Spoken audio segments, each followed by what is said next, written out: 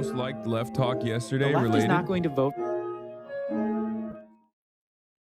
Oh, this is more of the discourse For Gavin Newsom, because that is a dangerous proposition.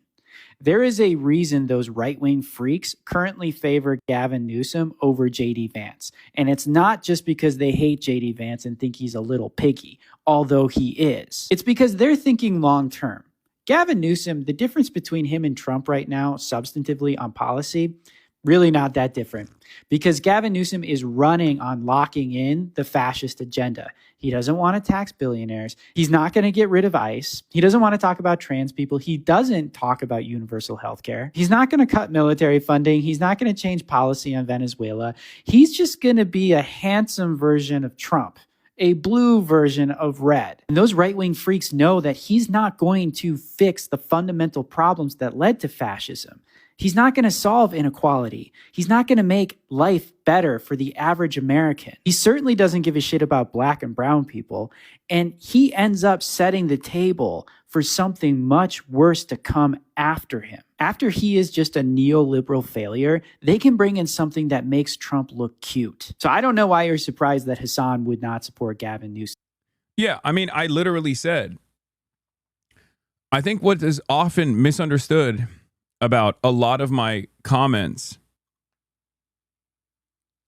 is that Gavin Newsom will oversee the complete fascist takeover of American politics. Like, this was a major problem with Joe Biden in 2020. A lot of people think, oh, it's because Joe Biden was old. Sure, Joe Biden's age played a major role in this. But it also was Joe Biden and his administration's inability to address all of these longstanding issues around affordability, all of these longstanding issues around affordability that pertain to healthcare, okay, that even pertain to a more tolerant pathway towards amnesty, a more tolerant pathway towards migration, okay, refusing to address it outright. Refusing to address the housing crisis outright. These are the reasons as to why fascism keeps brewing, especially in the absence of alternatives like socialism. Okay? This is the problem. They get triggered and latch on to you think they're the exact same. I don't even care. I know that they're not the exact same, but it doesn't matter. It does not matter at all. And I don't care if they say, Hasan, you're privileged, you're wealthy, you represent the interests of the wealthy. You just want Trump to win so you can make money. I don't care if they say that. It's wrong and they're lying, and they can keep lying all day, every day. Perhaps this kind of lie makes them feel a little bit more comfortable about their inability to address these issues. Okay? That's what it is. A big part of the enmity, a big part of the animosity, a big part of the anger and resentment that comes from these centrist, libtarded, like establishment Democrat adjacent content creators who just want a fraction of the center of power in the Democratic Party and hopefully some checks down the line. And the reason why they engage in this kind of advocacy is because they... I forgot what I was going to say. Someone at my fucking door again. Holy shit. The reason why these guys do this centrist, neoliberal, third-way neoliberalism argumentation and basically get together with Gavin Newsom or stake their claim on Gavin Newsom is because ultimately they do not care about what happens. They don't want to actually do an autopsy on why Kamala Harris lost. They don't want to do an autopsy on why Joe Biden was seen as an abject failure. They don't want to do an autopsy on why Hillary Clinton lost. Okay? That's it. They don't want to do that. And the only way that they can argue, just as Israel defenders, which, by the way, many of these centrist liberals are also Israel defenders. I am aware of that. I am noticing that. But just as Israel defenders refuse to have an argument around Israel being an apartheid ethno-state and simply just go anti-Semite, anti-Semite, anti-Semite, anti-Semite, you're anti-Semitic, you need to stop talking, you're anti-Semitic, you need to stop talking. A lot of these centrist liberals will just go, you're a Republican. You love Republicans. You want to be Republican. Well, that's not the case now, is it? Because if I was a Republican, you'd probably be courting my votes. You would love to court my vote because you want to fuck Republicans. You want to hug Republicans. You want to suck Republicans. You want to be Republican. This is my problem. My anger and resentment towards the establishment wing of the Democratic Party, the moderates that are simply constantly trying to appeal to this mythical moderate voter, is their closeness to the Republicans on their agenda when it's completely fucking unnecessary. At best, it's unnecessary. At worst, it's conciliatory, and it locks in, it ratchets right-wing fascist ideology, right-wing fascist policy. It has the capacity to normalize it to the base of self-identifying liberals. That's it. If I was a Republican, you would be sucking my cock. You would be going, oh my God, this beautiful, moderate Republican voter, how do we get him on our side? How do we get him on our side? It is because you know that I am a leftist. You know that I'm a socialist, that you fucking chirp like this. Okay? You're not looking for reason. You're the one who's being unreasonable. You understand? Ayatse shouted me out. Let's go.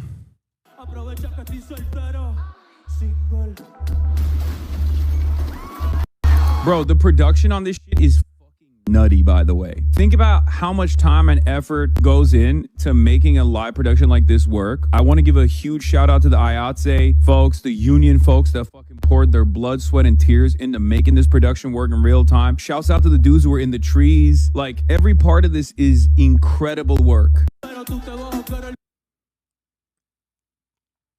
Yeah. I don't know what that feedback is, but that's not, that's just from that clip in general. If they really believed in compromise, they would be compromising their position towards you. They just want to be Republicans. I know they want to be Republicans, but also still maintain the moral superiority of not voting for the Republicans. That's precisely the reason why.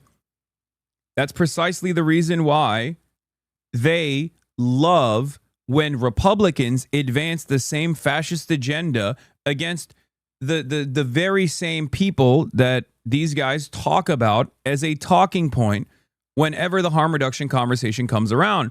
These are the same liberals that turn around and say, I'm calling my neighbors, my Latino neighbors who voted for Trump, I'm calling ICE on them, right?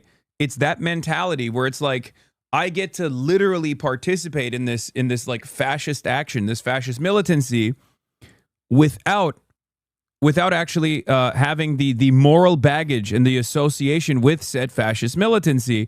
I get to feign moral superiority while simultaneously allowing this fascist regime to do whatever the fuck it wants. It's always this. Democrats courting Republicans. Ooh, we'll do anything for your votes. We'll be happy to compromise on anything. Democrats courting the left. We owe you shitheads nothing. Vote for us or you're personally responsible for the rise of fascism, you fucking idiots. And you know what's really beautiful about this? You know what's really funny about this? This might have motion on the liberal echo chamber that remains on the neo-Nazi website, Twitter. And even then, I think there's not a lot of motion there either, right? But you know who also is tired of the same old business as usual bullshit? Average self-identifying liberals who vote for the Democratic Party consistently every single fucking election cycle. Okay? This is such a nowhere conversation. No one is talking to each other about their disagreements. It's just talking past each other and creating some kind of character to yell at. Really? You think I'm creating a character to yell at? You think I'm not addressing my very same enmity, my very same animosity that I have had for the past fucking decade or so? I'm not creating a straw man. I'm tackling the issue at its heart.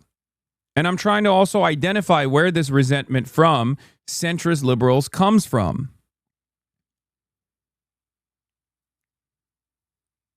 It's that simple. Not you, dum-dum. Oh, yeah, they want to present a straw man.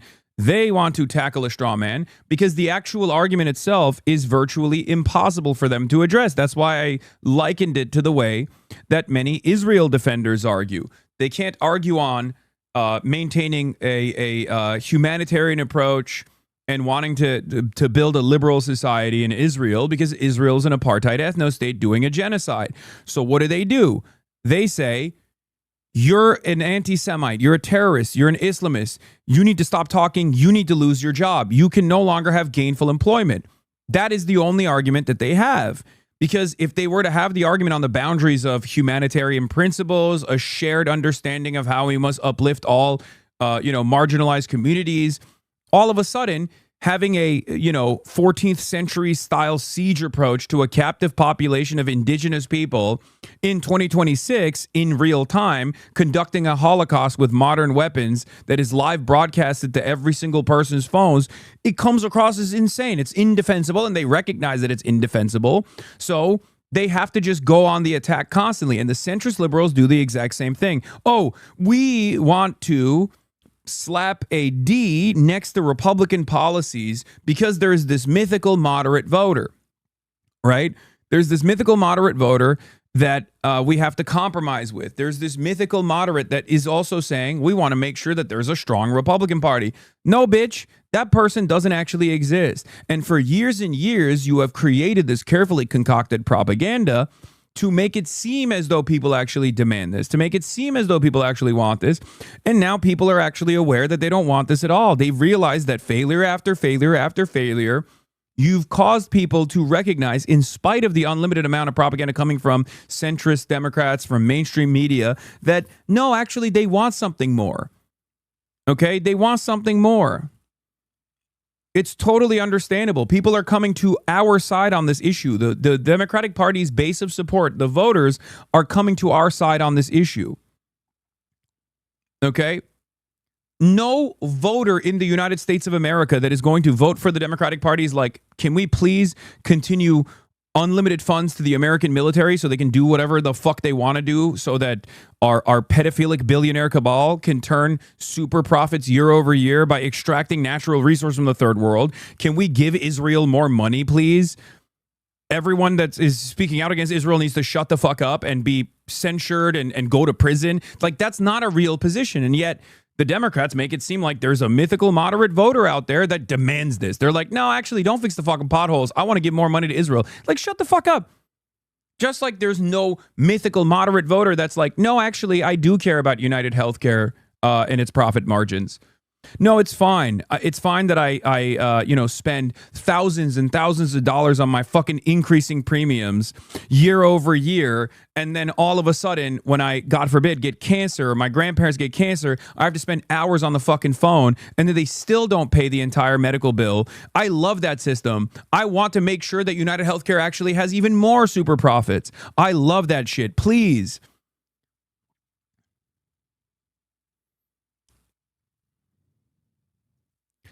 Do you understand? These poli-sci major liberals can't understand that the average liberal American would rather have decentralized red guards than whatever the fuck is going on right now. Yeah. And it's crazy because they're obsolete, but they're still chirping into the fucking wind. This is what my takeaway was from the DNC. If you recall, this was the famous whisper scream speech, the whisper scream rant. After I heard Kamala Harris say, I want to have the most lethal military. This is when I realized, like, the Democrats are going to lose. Let's take a look. And you can maybe find out whether or not this was prescient. The only motherfucker that actually hates Republicans, okay? I'm going to say it. I'm saying it, dude. I think Democrats don't fucking hate Republicans as much as I do, okay? They love saying, oh, I guess you want to vote for Trump then. But, like, dude, you don't fucking hate Republicans. You want them in your party. You desperately advocate for them to come to your party. You literally have them at your convention. You have them at your fucking convention. You have them come and speak at your convention. You literally have their loyal soldiers come speak at your convention. The border guards, the fucking cops. Like, you love them. You want to fuck the Republicans. You want to hug the Republicans. You want to kiss the Republicans. You want to be Republican. You want to be Republican. You're just a fucking Republican.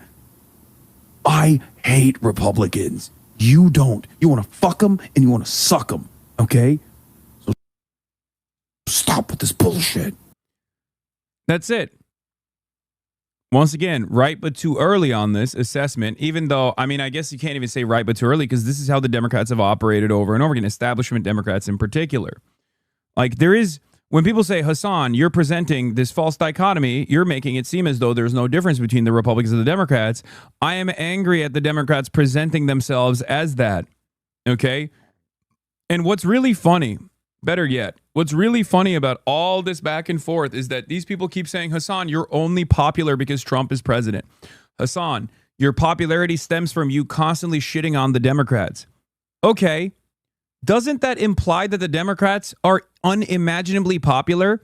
Do you not realize why the Democrats are unimaginably popular? Perhaps you should listen to what I'm saying. Perhaps you should listen to what I'm saying about why the Democrats are unimaginably popular, because that's my argument. Okay? That's it. You can't constantly be this annoying school marm about unimaginably unpopular. Sorry, did I say popular? Okay. You can't constantly be this incredibly woke, boring school marm that only deploys identity politics when it comes to defending centrist, neoliberal, third-way Democrats. You can't do that. No one is biting this shit. Okay? Did I say unimaginably unpopular? You said popular twice. Unimaginably unpopular. Unimaginably unpopular. Okay? Oh, and it's like, it's also these like dumbass, like liberal adjacent content creators as well. This is a bad argument from Hasan. Democrats are rainbow capitalists. Trans people have much stronger legal protections. I'm dying. Is there ever going to be a point where we have a normal conversation where people understand, or is it just going to be fucking shit stirring over and over again?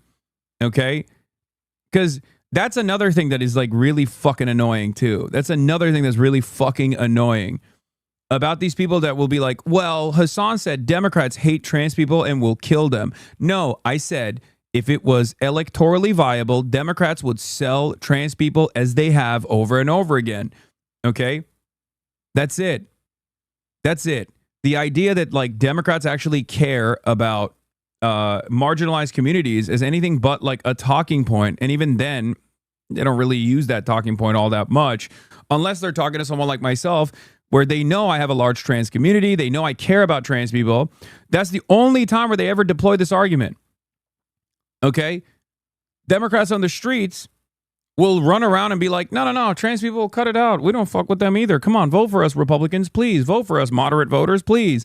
But then they fucking turn around and go, when they're talking to a leftist who does care about trans people, they go, how dare you don't vote for us? You must want every trans person dead.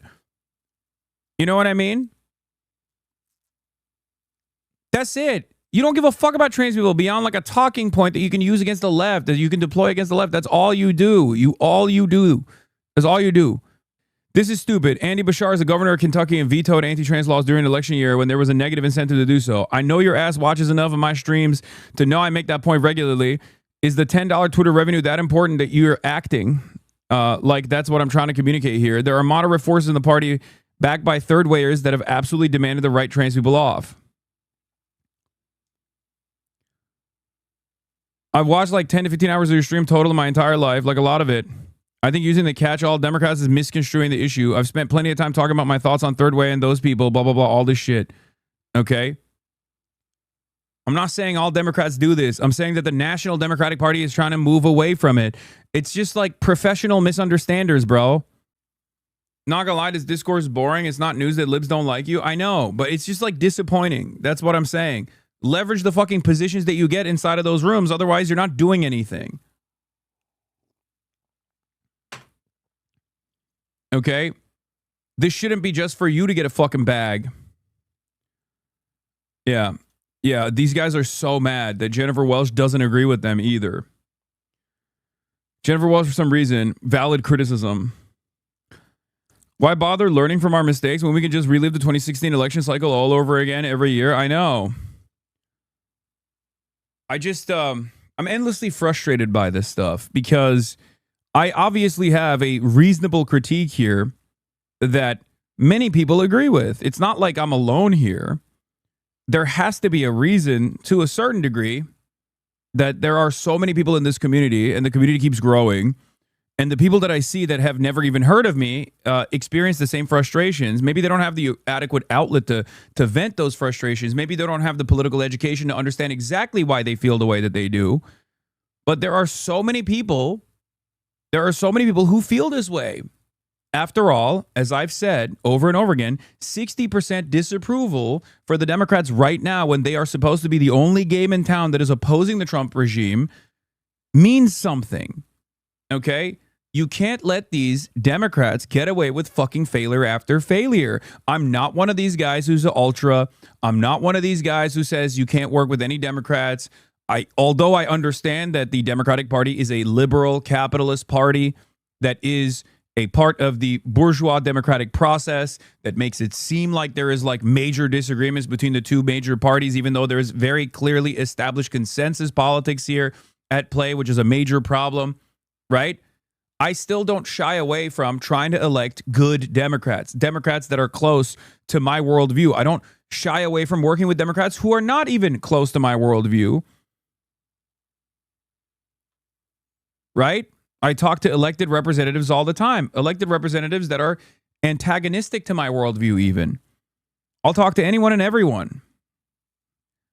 I work with more Democrats than a lot of these fucking chirpers do. Maybe not Organizer Memes, because he is literally a fucking DNC operative, but like, I do. That's part of the reason why a lot of leftists get mad at me and say I'm a fucking sheepdog for the Democratic Party, that I'm all, but I'm taking all this revolutionary potential and like slamming it back into the Democratic Party. I'm a vote blue no matter who guy. That's what they say about me all the fucking time.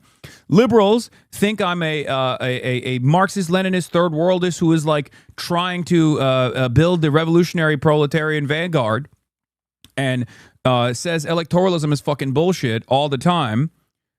And the people to my left, the leftists, say I'm far too conciliatory with liberal bourgeois democracy. I'm far too conciliatory, and I am actually destroying the revolutionary potential of the American proletariat. It's literally constant. It's constant.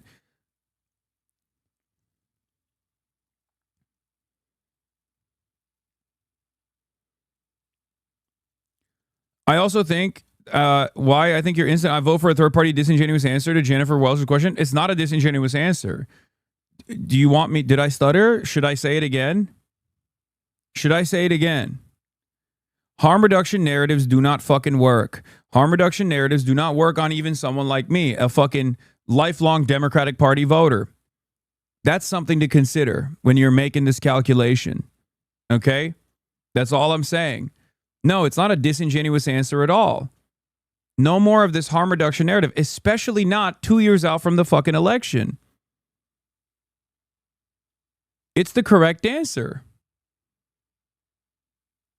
You still got your Stein-Ware 2024 sticker, comrade? First of all, I never will vote for Jill Stein, and I did not vote for Jill Stein, and I told people not to vote for Jill Stein. Get the fuck out of here. Okay, there's other alternatives out there. I think given your stance, I want more people to come my way. Your answer is disingenuous. I don't think people are third party voters. I think people just don't vote. That's it. Yeah, I'm not voting. Would that have been better for you? If your goal is to reach the masses, if your goal is for me to present myself as a member of the masses, okay, I'm not voting if Gavin Newsom is the president. Or Gavin Newsom is running for president? Because that is the majority, right? That's the plurality. The plurality, election cycle after election cycle after election cycle, are non-voters. Does that help you understand?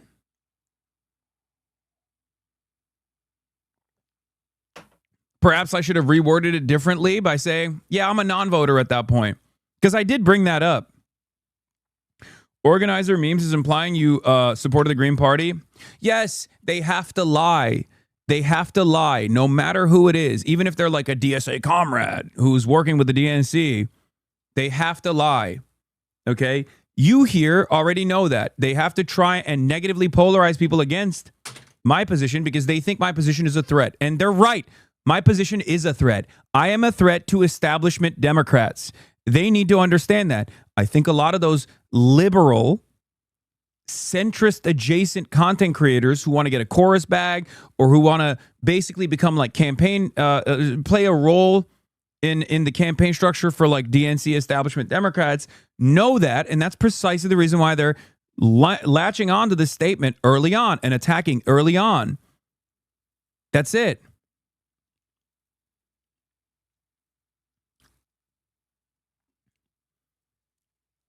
I do not want Republicans to win. I do not want Republicans to win. These guys, whether they recognize it or not, make Republicans win all the time. All of our candidates are good. Hillary was good. Joe was good. Kamala was good. The next candidate will be good. The problem is y'all want a perfect candidate, not a good one. And you're weirdly comfortable with throwing vulnerable people under the bus if you don't get one. Okay? This last year has been Democratic Party consultants desperately trying to figure out how to reach young men over and over again, being like, oh, perhaps we were being so disingenuous in our identity politics laden commentary. Okay, perhaps that was an ineffective messaging strategy. Perhaps we should go on the Joe Rogan Experience. All of these conversations took place already. And now all it took was for some fucking leftist bro coded guy to turn around and say, sorry, Gavin Newsom sucks. We need something better. And the people are demanding something better. And Gavin Newsom is either not going to win, or if he were to be the candidate and then eke out a marginal victory, what comes after is going to be even more heinous than what we have seen. This is what the cycle has been for the last 50 fucking years at this point, especially post Ronald Reagan. This is what has been the cycle. Third way neoliberalism that locks in Republican deregulation, that locks in Republican tax cuts for the super wealthy.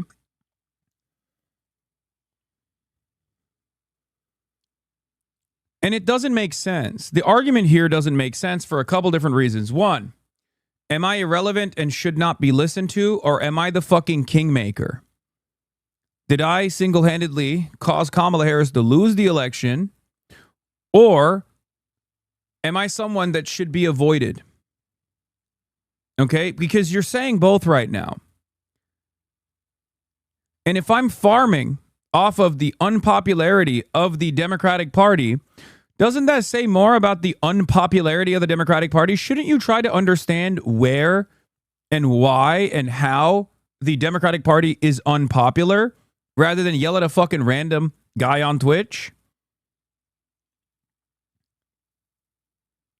Why is there so much voter apathy? Why is there so much distrust in the Democratic Party, especially right now when historically, when you have a deeply unpopular Republican Party, a Republican candidate, a Republican president, or Republican administration, automatically the only alternative, the only game in town, the harm reduction kicks in because they see the harm, right?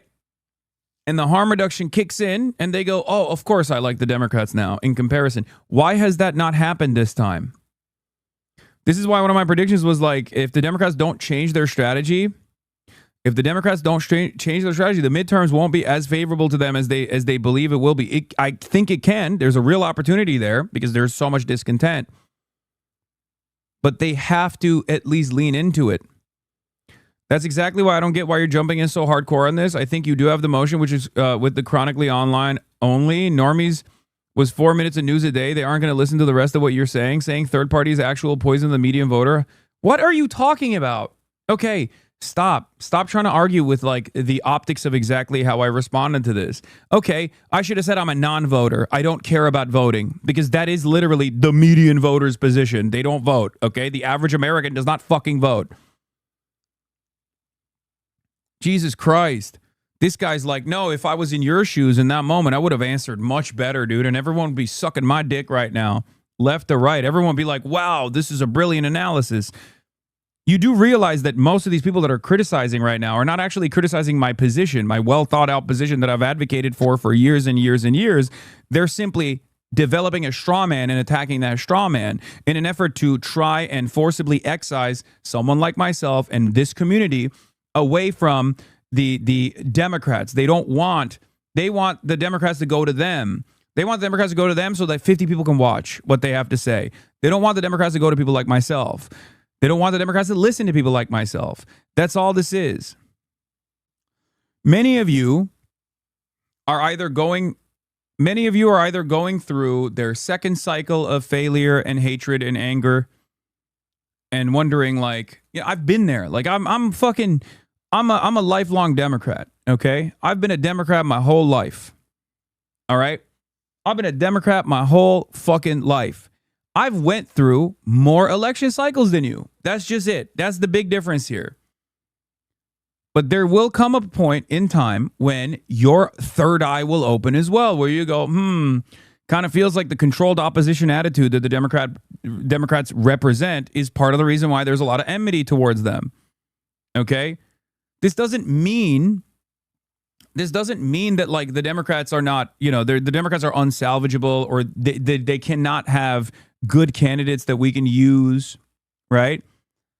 This doesn't mean that at all. You can. Zoran is a great example of this. AOC is a good example of this as well.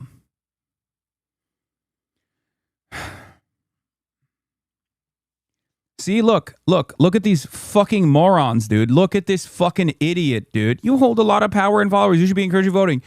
I do. I always do. There has never been a moment where you can find a singular instance where I said, don't vote. Voting is bullshit. You can't find it because that doesn't exist. Stop believing liars. You're in here right now. Okay? I have never urged people not to vote. I have never told people to go and vote for the Green Party, and I've never urged people not to vote. Ever, ever, ever, ever. That's fucking bullshit. Okay? Stop being a fucking moron that gets duped. Every fucking election cycle, I have voted on stream, as a matter of fact. I filled out my ballot on stream. Shut the fuck up. Stop believing these dumb donkeys on the internet. The only difference between me and someone like Hutch, for example, who said he would vote for Jeffrey Epstein as long as Jeffrey Epstein was a Democrat, is that he has discouraged people from voting. He has. I never did. Notice how a lot of the libs attacking you are also pushing for the Dem Party to try and pull Epstein. Imagine how popular they would be after people find out the streaming version of Weinstein is being popularized by the Dems. I know. The Republicans would literally make fucking mincemeat out of the Democrats if the Democrats basically got close to a dude who procured child sexual abuse material from victims of sex crimes that he committed, that is constantly in a fucking court battle over this process, that has literally highlighted Nick Fuentes and Lauren Southern and Sam Hyde and numerous other fucking white nationalists, white supremacists, neo-Nazis who says the N-word. Like, the Republicans love a guy like that. They love that hypocrisy, even if they agree with that shit, right? On the one hand, they will defend Nick Fuentes. On the other hand, they will say, see, this is your guy, a guy who loves Nick Fuentes. They'll do a highlight reel. His own son is a fucking neo-Nazi. These Democrats are so stupid if they think... No, they're not that stupid. Let's be real. These people are on crack cocaine if they think that, like, as long as we take out Hasan and Democrats no longer want to associate with Hasan at all or don't want to go on a stream at all, that they'll turn around and they'll love destiny, sex pestiny. You know what I mean? Hasan is like Homeland. He just want to be liked. Yeah, that's why I take these positions that seemingly cause a lot of fucking anger and animosity. Yeah. I love this. My whole life, regardless of the perceived popularity of socialism, I have been told over and over again, oh, you're just saying this because it's popular. You're just saying this because it's popular. You're just saying this because it's popular. And then year over year, they keep consistently turning around and saying it's actually unpopular. We can't be socialist because it's unpopular. But you're just saying it because it's popular. Okay. What is it? What is this fucking inconsistency? What is this inconsistency? I am consistent in my positions, okay? I've always been consistent in my positions. That's why you can go back to like 8 years ago and watch videos, watch articles that are written, or read articles that are written, watch videos that are made about calling ICE Gestapo, about warning the Biden administration, about not tackling the issue of immigration if they don't actually follow through on the promises that Joe Biden had made in the first 100 days of their immigration agenda. They're ultimately going to fucking have major problems. The Republicans are going to use it and abuse it, and they did. warning the Democrats to not lean into right-wing reactionary sentiment on immigration. Nobody listens to that shit. And then when the predictions actually unfold, I just feel like a rich white guy telling black and brown people who are literally under occupation in cities, shut up, stop. We're not doing that, okay? This kind of shit is just for the birds, okay? It's just for the birds. If you want to say I'm a rich white guy and I'm racist and I love the Republican Party, whatever, you can keep chirping that. Maybe in your little fucking group, they'll believe you, they'll agree with you. It doesn't matter. None of the Democrats that you actually want to get elected have actually gone out to those fucking streets. I have, okay? Stop it. Stop it. You are a wrecker. You don't want progress. You just want to keep chirping, okay? That's it. That's it. That's it. It's idiotic. It's also electoral poison. If all you care about is electability, that's electoral poison, okay?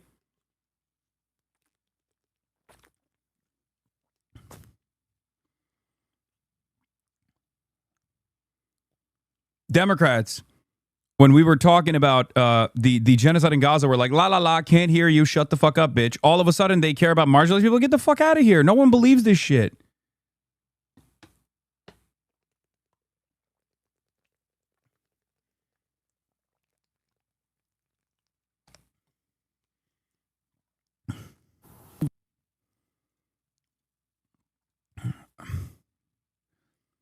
During the time, liberals like Hutch argued that leftists like Hasan were not needed for Kamala to win. Those same liberals now blame Hasan for Kamala losing.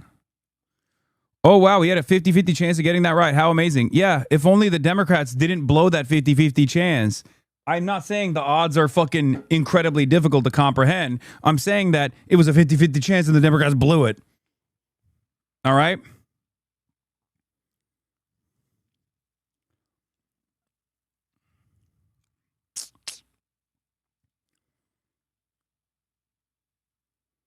GQ took that propaganda China magazine story and using your face. I know. I'm gonna read it.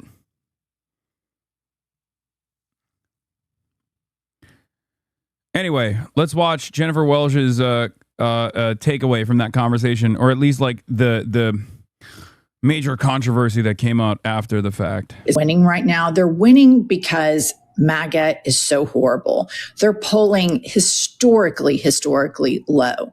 And within the Democratic Party, you have a couple of different sects. You have the corporate Democrats, the vote blue no matter who. And then you have real progressive Democrats who kind of feel homeless but end up voting with the Democrats because of harm reduction. And I was the former, and I'm morphing into the latter. After Kamala lost, I really started taking a look. Why? Jennifer Welch is not alone. Jennifer Welch is speaking to a very common experience. Jennifer Welch's experience going from vote blue no matter who and a harm reduction voter to a voter that says, I think we need to demand more from the Democratic electeds, and clearly the harm reduction narratives are not working, is an experience shared by many people, okay? Many average American liberal Democratic Party voters. A lot of these centrists are relying on the harm reduction to kick in. A lot of these centrists are relying on Democrats basically looking at the current state of affairs with the Republican Party and its unlimited cruelty and saying, oh, they're going to come back to us. They're going to come back to us. We don't have to do anything. Okay? Yeah. That's it. I really, really, really appreciate that she is sticking her neck out on this too. Are Democrats losing to this man, this moronic, fascist man? How are we losing? So I had a conversation with leftist streamer Hasan Piker and Austin Show on I've Had It in New York City. And a clip from our conversation is going viral all over Twitter and social media, TikTok, Instagram, etc.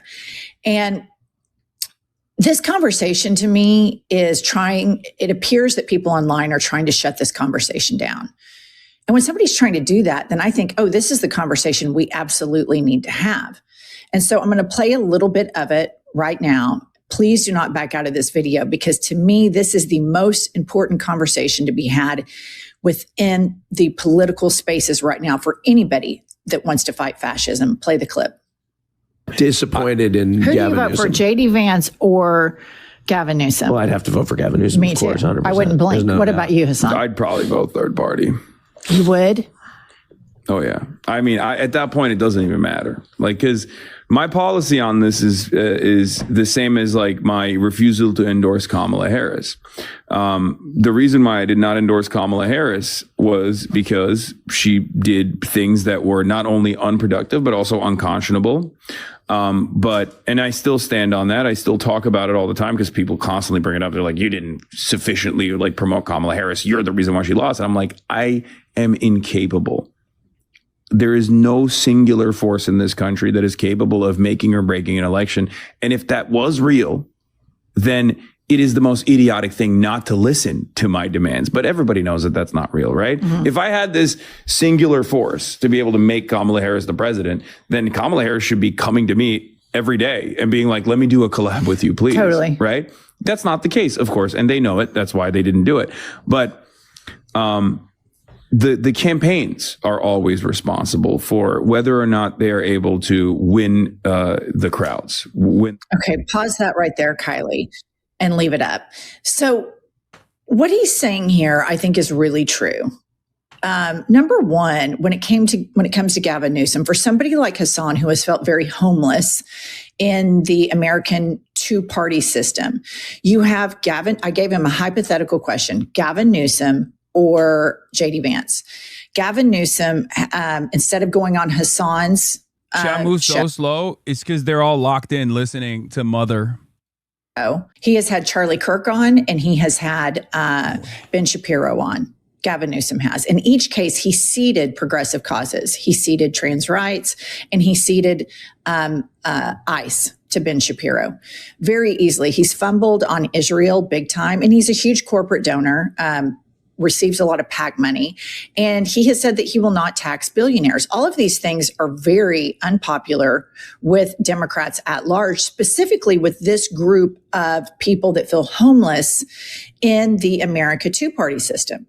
So from Hasan's perspective here, he's like, I'm going to vote third party because he doesn't see any difference in the help for marginalized people. He sees one person that campaigns as slightly liberal, yet takes all of the same money from these corporate PACs.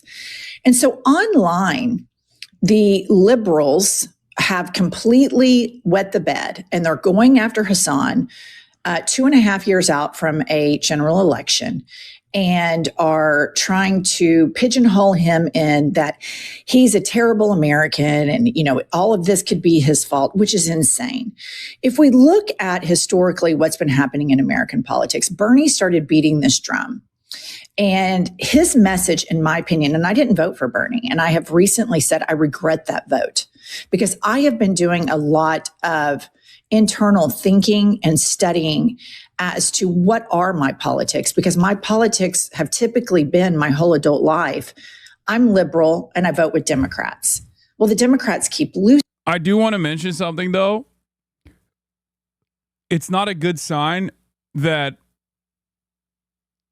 Democrats are running the electability, or not even the electability argument, but like the harm reduction narratives like 2 years out. It's not a good sign at all that a lot of these like liberal content creators who feel as though like they have to do this over and over again. They're doing it so far out right now before the primaries even happen. Especially when like the harm reduction narratives are just not they're not good. They're not good at getting people off the couch is precisely what I'm saying. Right? Like, I can't believe I'm literally being pre-blamed for a loss that might take place in the fucking future. And so I started digging beneath that surface. Why are Democrats losing? Specifically during Kamala Harris's campaign, when she started trotting around with Liz Cheney, it really struck me. Like, why is she trying to get these people to vote for her that will never, ever vote for her? Why isn't she courting the progressive side of the party? And here's what's so critical. In the last campaign, it's not that Trump grew his vote. It's that less people that typically vote Democrat turned out. So the Democratic Party, instead of courting the progressive side, they go and court the Ben Shapiros, the Liz Cheneys, the Charlie Kirks, these elusive right wingers that are never, ever, ever going to peel off and vote for a liberal. Because here's the thing.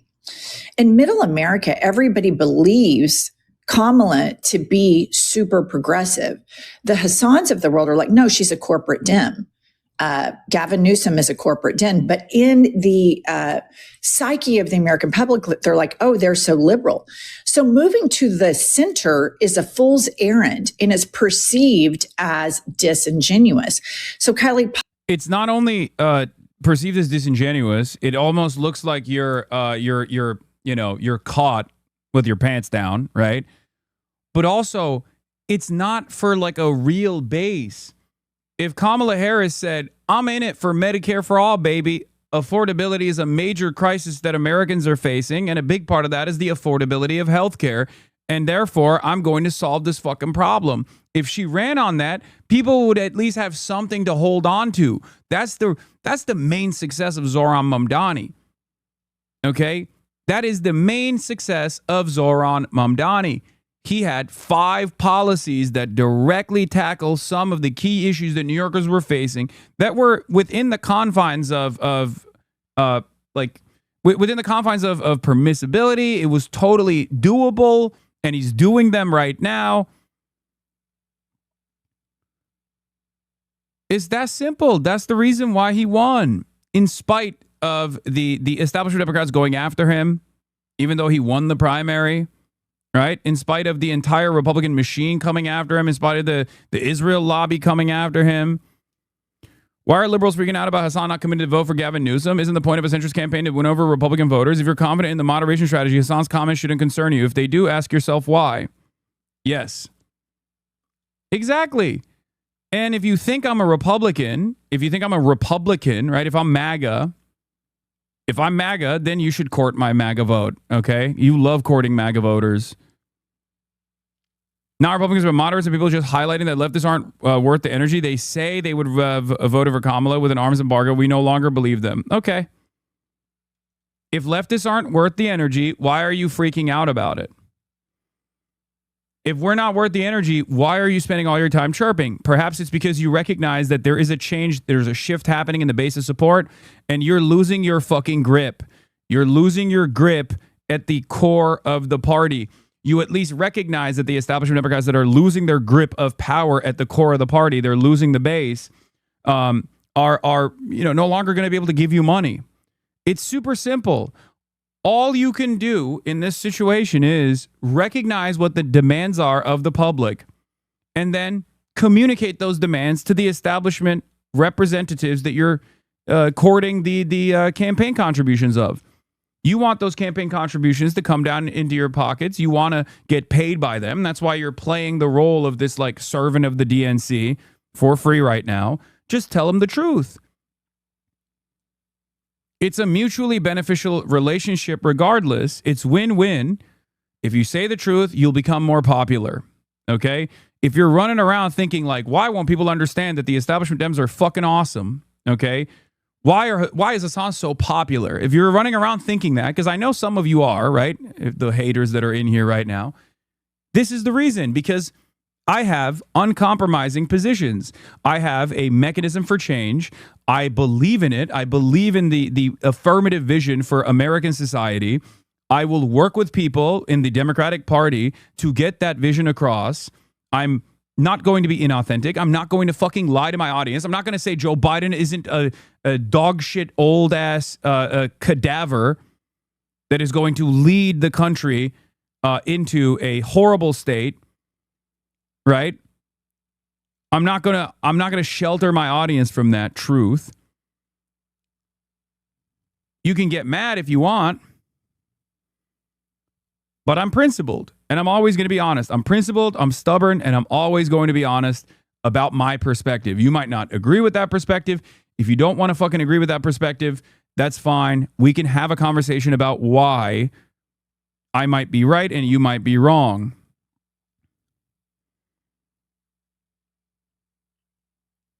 I'm unbought and unbossed, which is why a lot of these guys get really fucking mad, because I'm backed by my own community. That's it. I don't need to go to the DNC and beg them for finances. I don't need to go to Democratic candidacies and go, hey, can I get like $7,000 for a post, please? That's it. And it fucking pisses people off. And the reality of the matter is the Piker Broadcasting Service is sponsored by you, the viewers, for you, the viewers. As you know, your subscriptions help me maintain my editorial independence. But like, even before I had a fuck ton of subscribers, I still was saying the same shit. I was saying the same shit. I was preaching to a much smaller audience.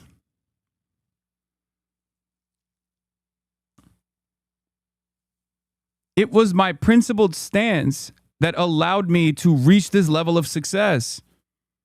Not because what I was saying was automatically popular. It took fucking years and years and years for people to get there. Okay?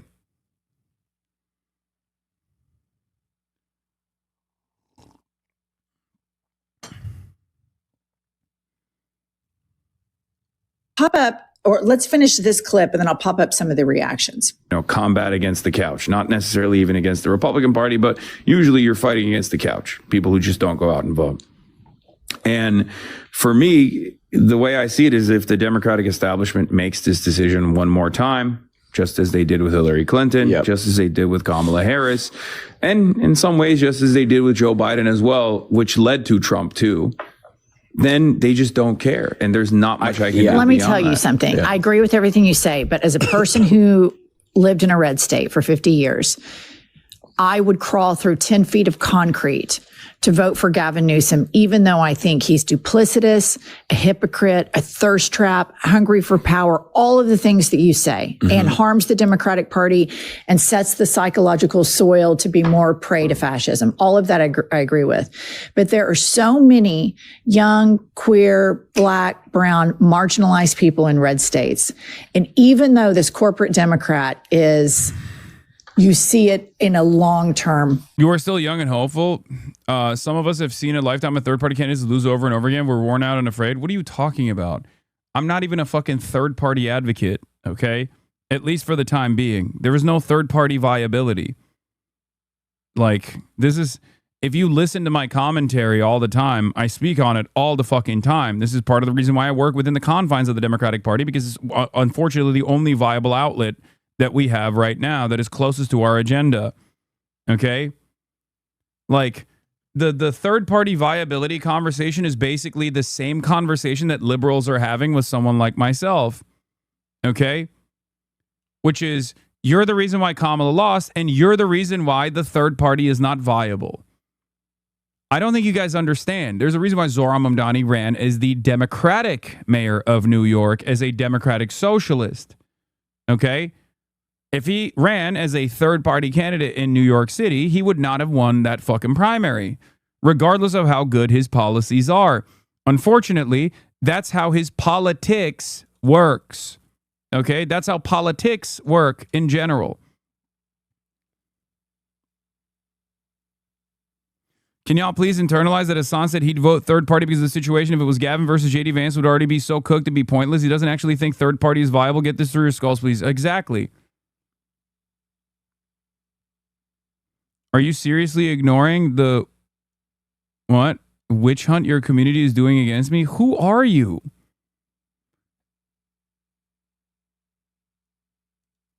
What? Hasan, can we have a sex stream soon? Game. In the short-term game, a President Newsom over a President JD Vance. Okay, so that's the clip, and that's where they cut it off that went viral. And Hasan was making the point to me, and we're friends, and so we're having a political conversation, and these conversations should not be shut down. This is the most important conversation as far as Democrats winning moving forward. Hasan is saying, look, Democrats are up against the couch. What are you going to do to motivate people to get up off their ass and go vote?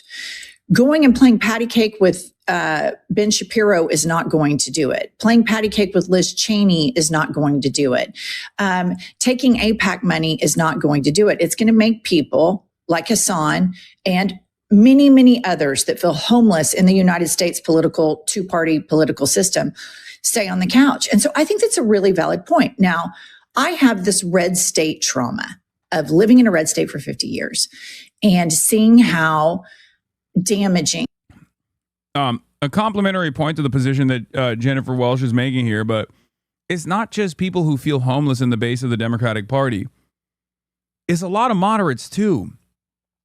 Because like, there is an economy of time that you spend on the campaign trail, because Democrats unfortunately only run every 2 years, every 4 years, if at that. They forget that Republicans are running all the time. They're always advancing their agenda, right?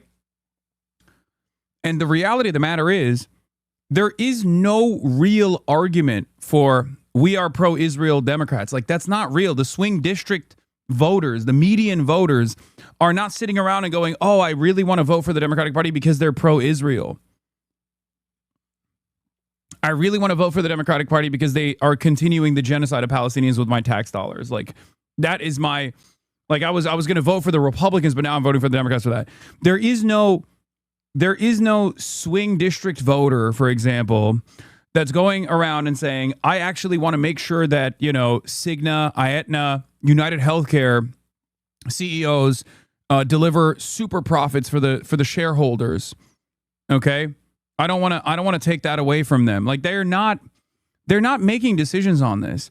They're making decisions on the Democrats looking silly because the Republicans take advantage of the fact that the Democrats don't have discernible policies, decipherable policies. They don't have like key plank positions that you can identify them with. They are not definable by key plank positional policy making in the same way that Republicans are, as a matter of fact.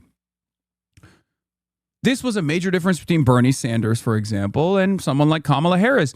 You know what Bernie's about. You know what Bernie's about, right? He's been telling you what he's about for years. Okay?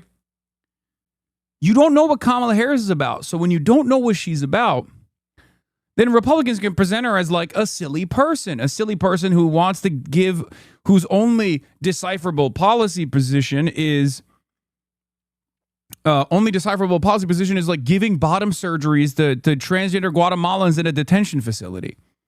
Right?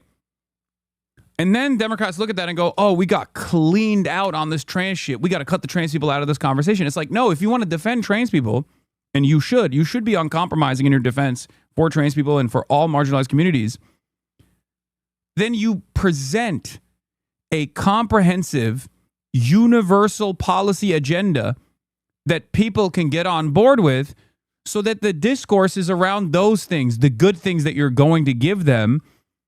And you're not constantly finding yourself in a defensive posture on culture war issues where you get fucking owned by the dumbass Republicans who lie about everything. It's that simple. If you had a vision and an agenda that said, hey, we want free healthcare, we want free college, you're going to get attacked. Let's be real. You're going to get destroyed by mainstream media. But at a time when mainstream media is also losing its influence, there are people like me and many others who will ride for you, who will make up for the lack of support that you're getting from newspapers. There are people out there who will go to your town halls. You will be able to have a real populist, grassroots-backed candidacy. This is the reason why Zoran was able to win against all odds.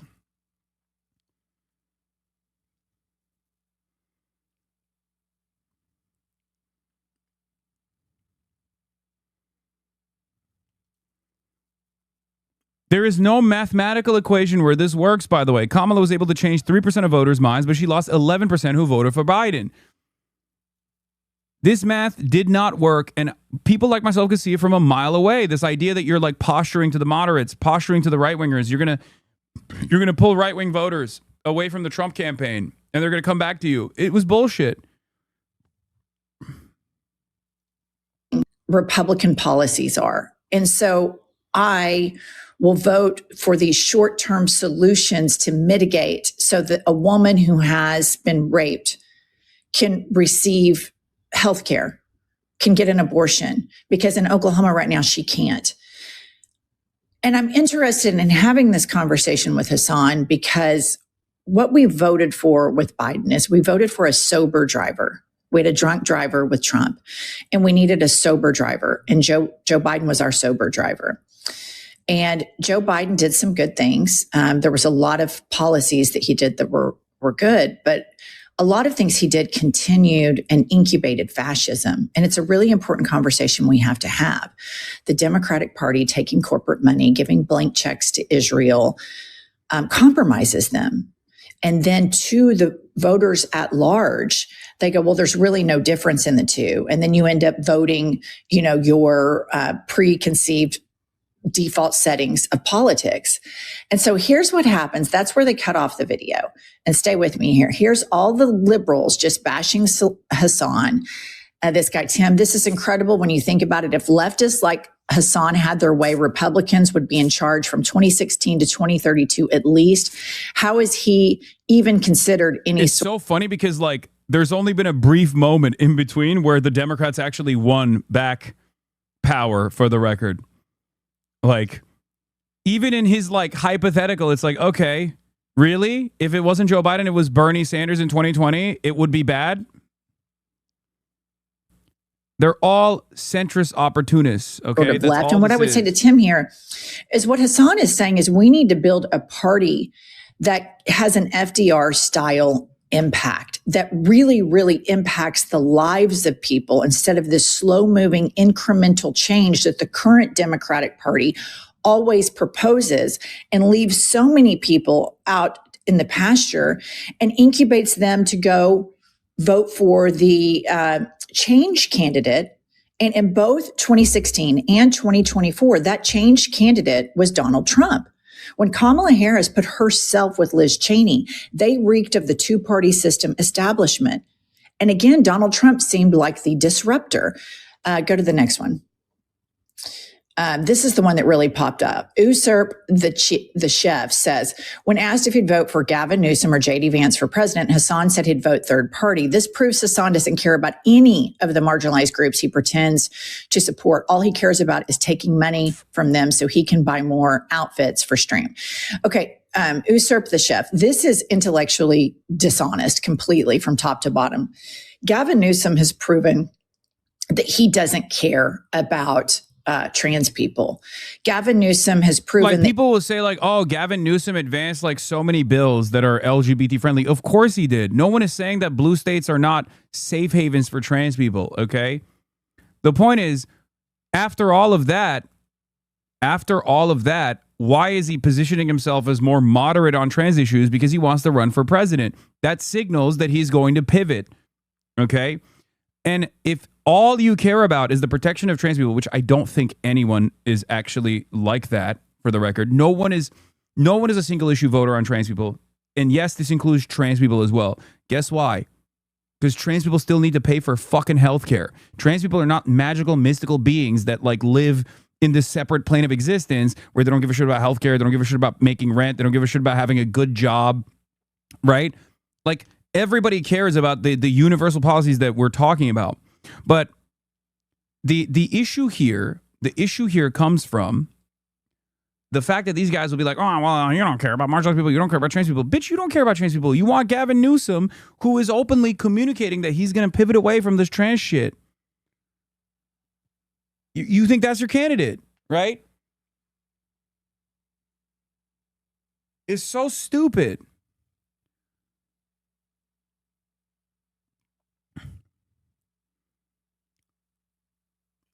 Yes, of course, blue states are better for trans people than red states are. It's not even a question.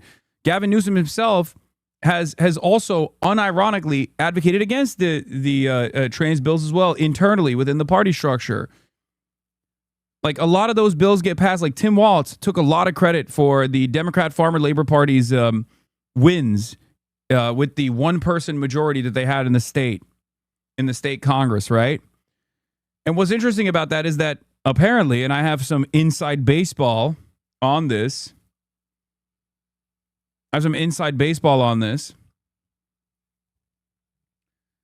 Tim Walz wasn't exactly on board with a lot of these bills. They take credit for it after the fact in the same way that Republicans take credit for the infrastructure spending that they vote against. Okay?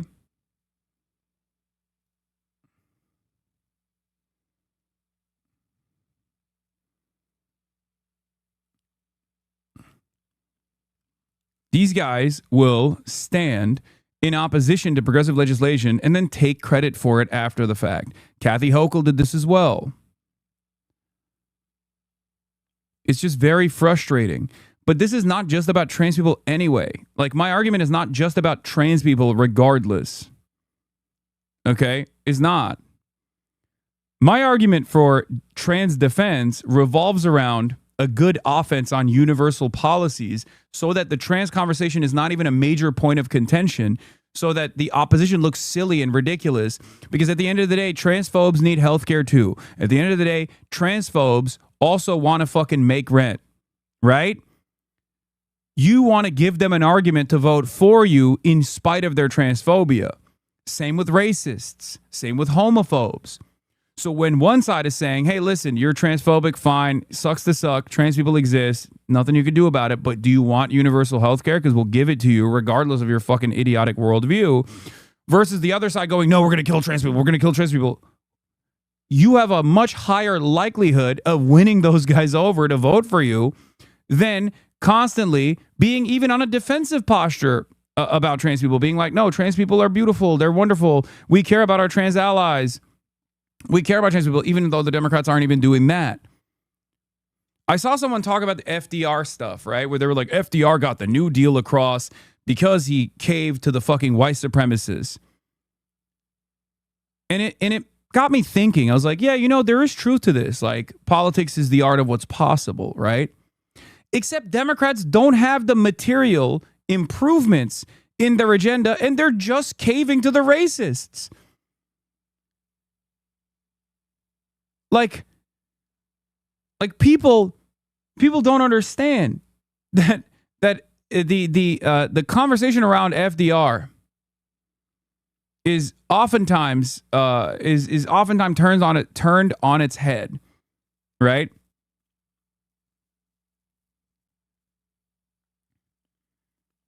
Where people will be like, "Oh, FDR only was able to get the New Deal across, which spelled material improvements for large segments of society by carving out concessions against black people."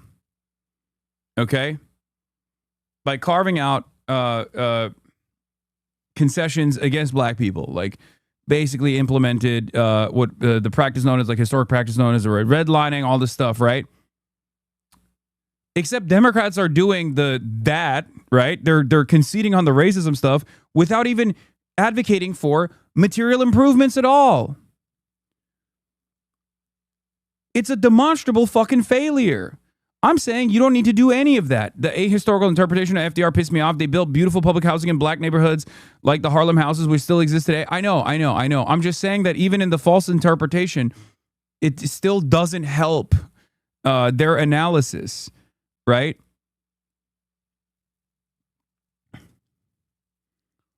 Yeah, one dozen rats at a keyboard says this whole meltdown is going to be hilarious in retrospect after Newsom gets dog walked out of his land by Bashar or Ossoff next year, which I agree. That's another thing that I agree as well. Like, Gavin Newsom is no motion. The whole reason Newsom is astroturfing this presumptive 2028 nominee status so hard is that in an actually open field, he doesn't really bring anything uniquely beneficial to the table. He's a bland, generic governor with good hair and skeletons in his closet. Is boring. Not everything is that deep, man. No one cares about Newsom per se. Just the idea that the largest lefty content creator can't say, of course I'll vote for the Democrat, is going to make people wonder about his priorities. I think it's fine not to pledge an unconditional vote to a politician who hasn't even announced that they're running in the presidential primaries that are still 2 years away. I think it'd probably be good if the largest leftist content creator would stop pushing the bullshit both sides of the same narrative in a midterm year and maybe galvanize a big audience into taking electoral action. I think he's actually doing an important service to the party by making it clear early on that Newsom would carry a lot of baggage as a candidate in the form of deep distrust and skepticism within the progressive base, which in some ways needs to be addressed if he's going to run. You can be mad about it, but he's acting as a mouthpiece for a very commonly held sentiment within a core constituency of the Democratic base, not actively shaping it.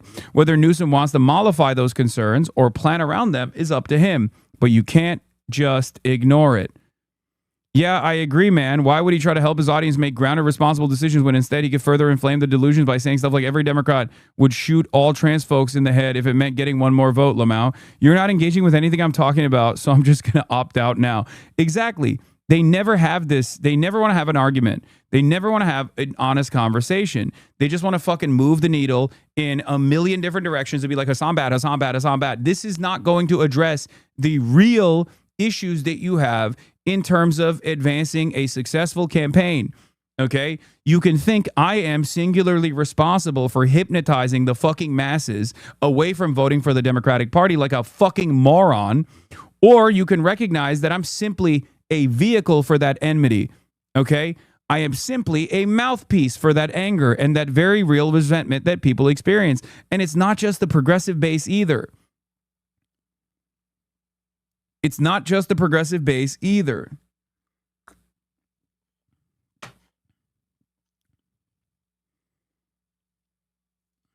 He doesn't care. Because it's hypothetical, bro. Liberals are so fucking comfy. They are spending their time under fascism to ponder on realities that don't exist. I know.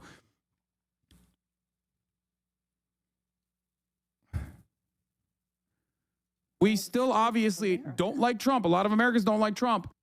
But people forgot how frustrating it was for millions of people with no sense of reality to feel so emboldened in this way. What is happening in terms of, look, you say you care about law enforcement resources being put into this because of these serious That's the worst angle. Who gives a fuck about cops, man? Oh my God. A productive, good These life are people. They're black people too. Like, you're a black woman. You are the daughter of immigrants.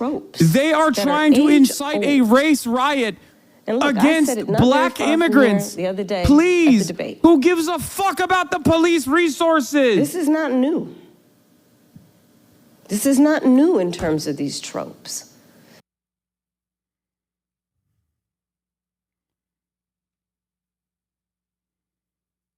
Yeah, I guess I hit the hard B on that again. And people, now that this clip is resurfaced, I'm sure people will refuse to understand the point that I'm making and will get mad at the aesthetics once again. This was my criticism of Kamala Harris and the way she was addressing the Haitians are eating cats and dogs narrative. Okay? Bringing up the fact that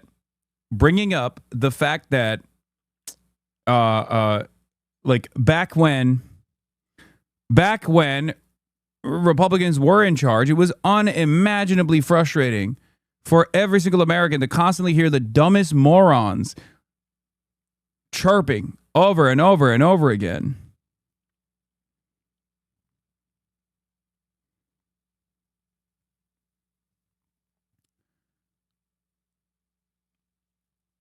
Like, it's so stupid. I was saying, like, remind people of that. Remind people of how annoyed they were at the stupidity of the Republican Party.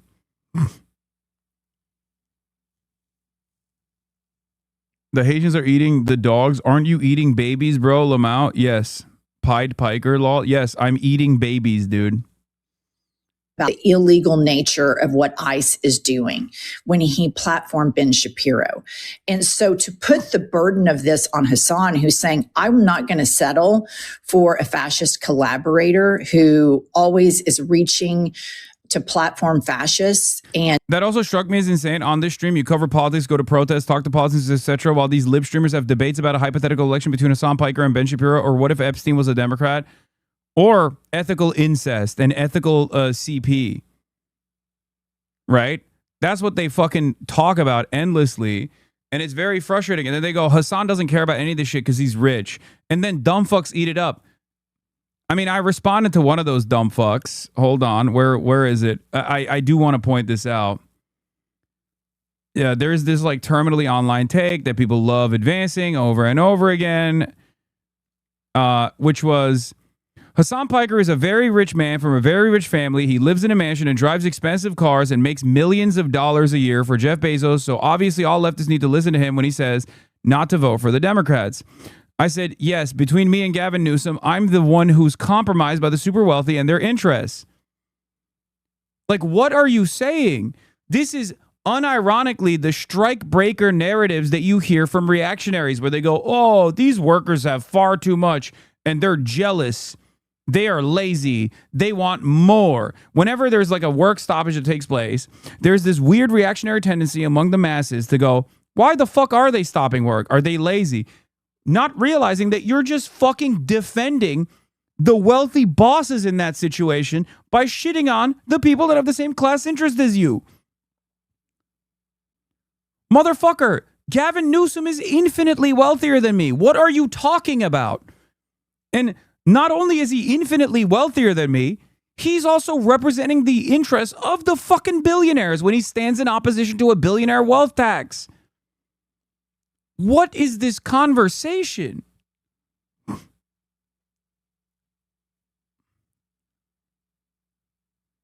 He's not even a good candidate. I haven't even been able to address why he's not a good candidate for even the moderates, because he has that stink associated with, Hasan Moneybags. Why would Hasan Piker say this? Hakeem Jeffries is telling Democrats not to protest Trump during his State of the Union address. According to Axios, he needs to go. It's so strange. It's so fucking strange. It's not even just about like whether Gavin would be better marginally than like a Republican on trans issues, because he probably would be. Like he would be. But it's the fact that he's trying to write out trans people from the conversation to begin with when he doesn't have to do that at all. And find common ground with them. It's just intellectually dishonest, because Hasan has a record of standing up for trans people. And when Gavin Newsom did that with Charlie Kirk, that pain was felt through the trans community far and wide. And Pete Buttigieg did the same. And Rahm Emanuel came on my podcast and did the same. And so to say that Hasan doesn't care about marginalized groups is completely disingenuous, because what he's saying is, I'm not buying the lie that Gavin Newsom does. I'm not buying that anymore, because each time I do, or each time we do, it incubates a more and more fascist culture. Here's the part of the video that they cut out that I think provides incredible context for the remainder of our conversation. Pop this up, Kylie. Enthusiastically crawl through 10 feet of concrete for all of the marginalized people. Do you feel like the Democrats know that, and that's why they get away with their ineptitude? 100%. That's what I mean. Yeah, so 100%. I'm like, okay, pause right there. I don't even. So Hasan clocked me right there, and I'll own it, because my politics are open-minded. They're not fixed. I don't play nanny boo-boo politics that, oh my God, you said you would vote third party, therefore you must be canceled. Number one, Hasan's not a politician. Number two, Hasan gets to think whatever he thinks. Number three, there is a large growing number of Americans in Gen Z and as millennials that have felt completely unseen and left behind by the two-party political system, who hate and despise how much they suck up to corporations, who see the moral duplicity in a Hakeem Jeffries, a Gavin Newsom, a Chuck Schumer, a Cory Booker, who take money from the MAGA corporate donors and also take it from them. And so when Hasan said that to me, do you think the Democrats know that and take your vote for granted? And I said 100%. He's right, because they do, because I have this red state trauma. So I end up thinking, okay, I'm going to do a harm reduction vote. The reason why this conversation is so important, listener, is because we have time right now to have these conversations and to move our politicians to a progressive populist platform. We have the opportunity right now to rid ourselves. Michael from Pennsylvania had a good take on this. We shouldn't say we are not going to vote for him, that he's unelectable. He is. But I'll stick my neck out to say, like, if I'm representative of such a viable constituency that you need to secure the votes of, I'll fucking stick my neck out. I don't care. I'll stick my fucking neck out. I'll talk the way that they want to. I'll talk the language that they want to hear. Okay. They can try and use that as a way to like negatively polarize against myself and people like myself and the community that I represent. But like, You know, you have to listen to us. Like, it's ridiculous. We're all in this together. If you hate the Republicans and you want to make this electoral calculation, if you think you can win without us, well, Kamala Harris tried that and fucking lost. And it's ironic because there are plenty of people who didn't fucking vote third party. You know what I mean? Even if all the third party voters turned around and voted for Kamala Harris, she still would have lost. She still would have lost. So it turns out there's a much larger coalition of voters out there that aren't like super woke or anything like that, but simply choose not to because they're like, this doesn't fucking bother me. Who cares? I can't do anything about it. Bro, this loser can't help herself. I think I broke him. This is my regime pilled goat, Stacey K, right? It's so funny. These people say like, oh, your dad's favorite comedian, but like, are they funny? Is she funny at all? I've never heard her make a joke. You know?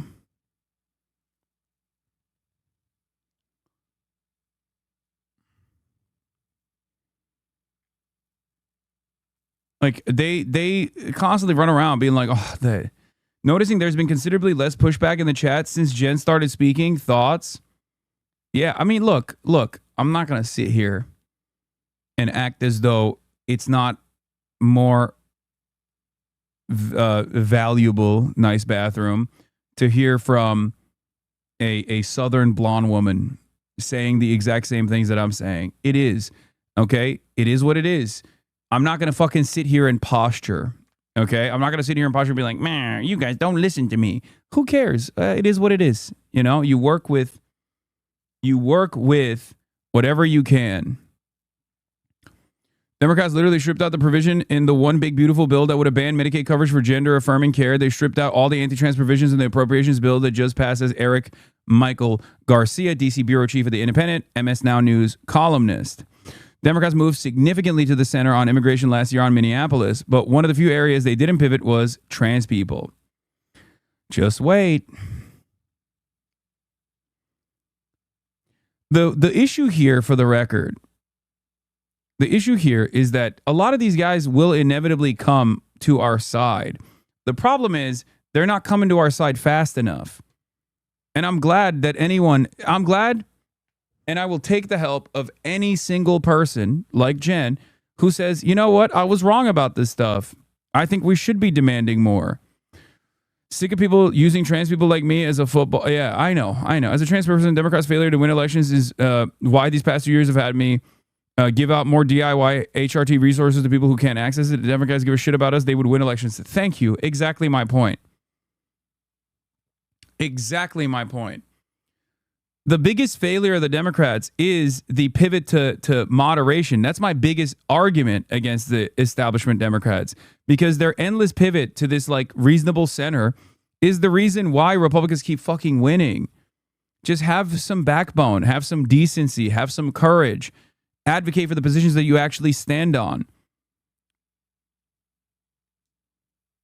You know, her strength is she's got is making these libs listen to her. Your strength is making doom-pilled young men listen to you. We just got to be grateful we have both of you. Exactly. We all have our own lane that we occupy, right?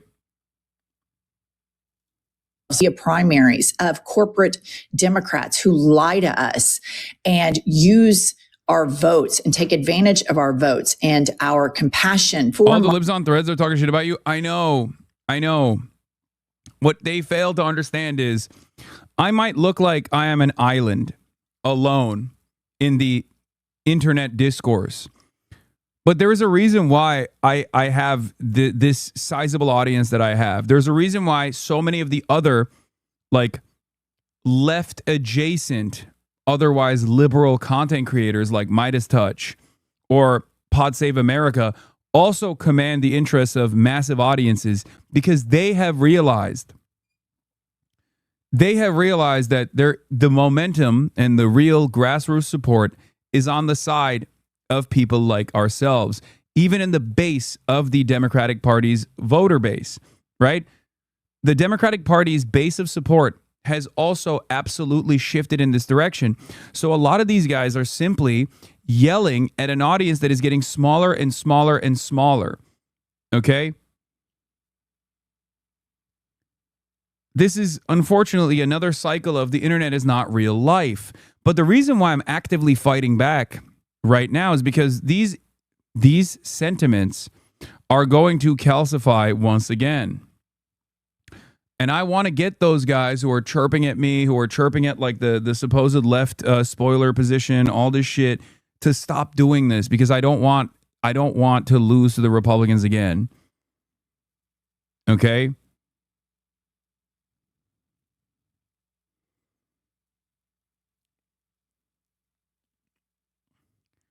And a lot of these people feel emboldened when they don't get any pushback for these fucking stupid takes. So we have to fucking tell them that they're wrong. Just help them address why the Democratic Party approval ratings are so poor right now when it's the opposition party. Just ask that question. They have no answer for it. I have an answer for it. They don't. Every single liberal content creator that wants to get a fucking check from the DNC that is currently punching left actively, ask them why the National Democratic Party's approval ratings are in the shitter.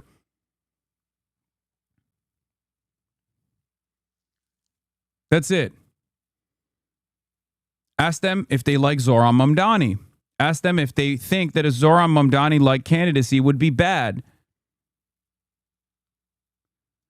Libs, vote for Gavin. What's his platform? What do you mean? What's he offering? Fuck you, selfish prick. My friends are being killed by ICE. How the fuck dare you make demands? Oh, sorry. Is Gavin anti-ICE? No, he wants to triple their budget. No new funding. Christy No must resign. What do you mean no new funding? Cut the funding. Abolish ICE. This is what you should be advocating for. No new funding is a cowardly way to reform ICE. Okay? I like that people present that no new funding as like this strong opposition to ICE. Get the fuck out of here. This is what people mean when they talk about the ratchet effect on U.S. politics and the Democrats and Dem media's role in moving the country to the right. Trump triples DHS budget, and this becomes the new consensus baseline for both parties with zero movement in the other direction. It is objectively unserious that the liberal consensus feigns outrage at Trump's DHS abuses, but never broaches, much less demands, their funding return to at least 2024 levels, e.g. reduced by 66%. Body cams and redundant laws do nothing but change the fundamental incentives. Do nothing to change the fundamental incentives. Yeah, 90% of the libs in your replies were anti-Zohran all of last year until he won. Exactly. They have no shame. They're not vote blue no matter who. They literally think that like a centrist Democrat must win all the time so that they can feel like their priors have been confirmed. That's all this is. Oh, it's so frustrating to have these fucking conversations all the time. Marginalized groups and use them to their advantage to then curry favor with corporations and then go make massive stock exchange trades while in Congress. Okay, continue with that clip. Even entertain that stuff, especially this far out from an election. But even in the primary season, that's immediately the conversation is like, well, whoever is the candidate, you're going to vote for them, right? And you know what's really indecent about that too? They never return the favor for left flank candidates. Because no one ever made hay about Bernie Sanders potentially becoming the candidate and all of the articles that came out about how Trump might be more preferable to Bernie Sanders. Because they were writing those. Liberals were writing those articles talking about how, you know, the head of Goldman Sachs, who was like, I'm a lifetime Democratic Party voter. I think, Donald Trump is better than Bernie Sanders. I know. So I just think this is a super important conversation to have. And if you have people on the left that are shutting this down, they are failing to do a proper autopsy. We know that Ken Martin at the DNC spiked the autopsy as to why we lost. He spiked it. I suspect that in that autopsy as to why Kamala lost is because the Democrats refuse to listen to voices like this. And I am willing to go into these conversations with Hasan and get owned. Do you think the Democrats know that you're always going to do that and take advantage of your vote? Yes, I do. I do think that anytime you have a political party or political movement that is shutting down this type of conversation, when we lost 2 elections to a complete dipshit, an incompetent con man. And we can't have the conversation with the progressive flank of our party that Bernie Sanders created a movement and it continues to permeate through the Democratic Party. Yeah, it was a MSNBC host who famously said if Bernie Sanders won, that they would do mass executions in Central Park.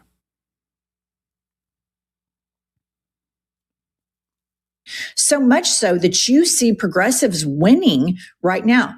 Zoran Mom. Kaivan, who worked for Hillary in 2016, has knocked off the left since.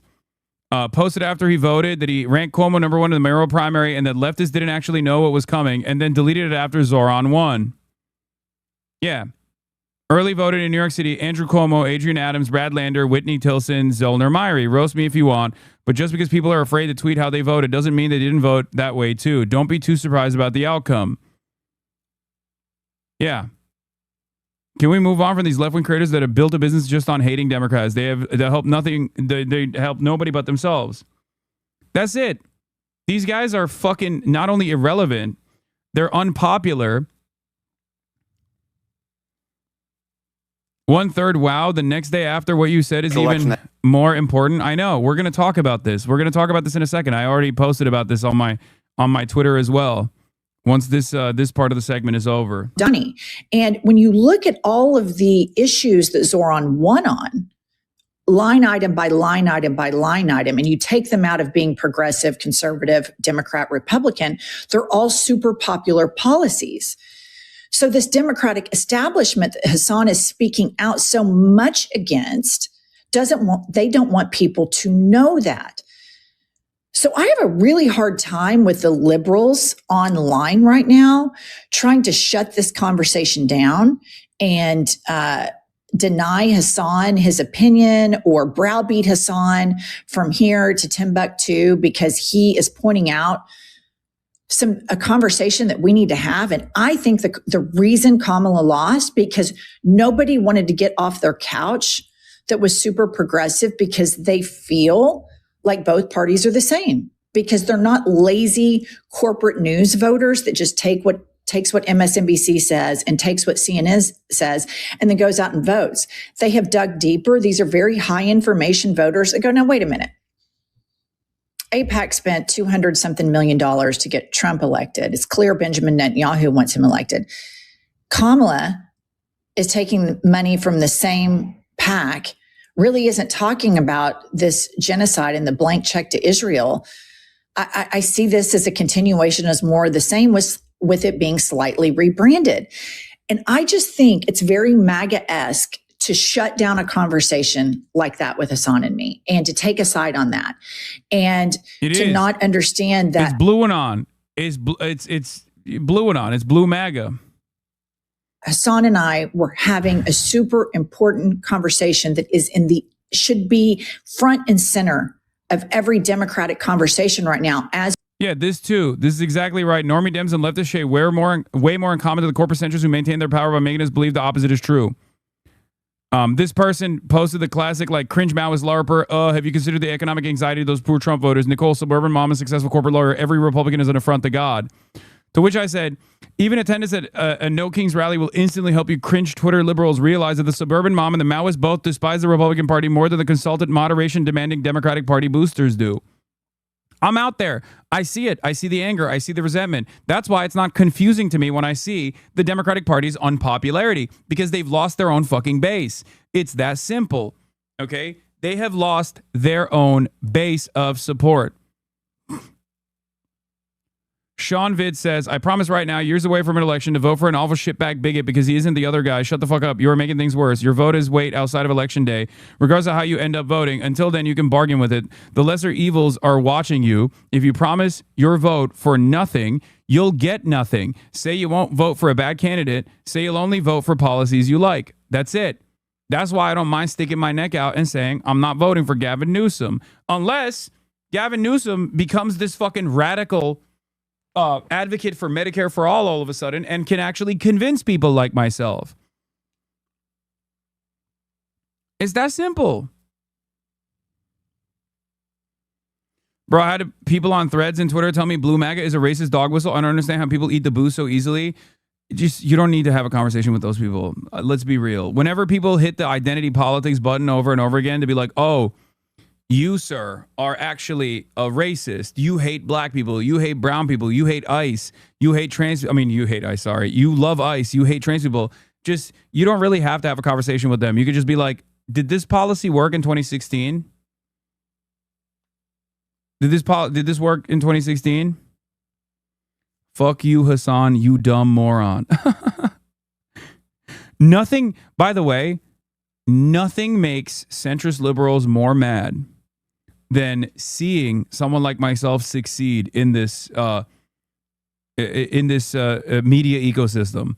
Nothing. I mean, they literally have developed so much hatred for everything that I represent as a spokesperson for a very real constituency.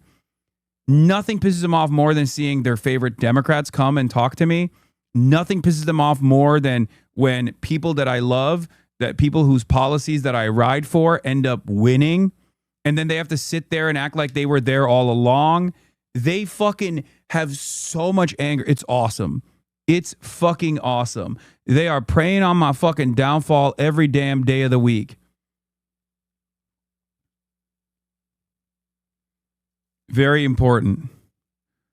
Me when it's ICE in the USA versus me when it's USA on ICE. Are you turning into Charlie Kirk then, Blau? Is that what you're saying?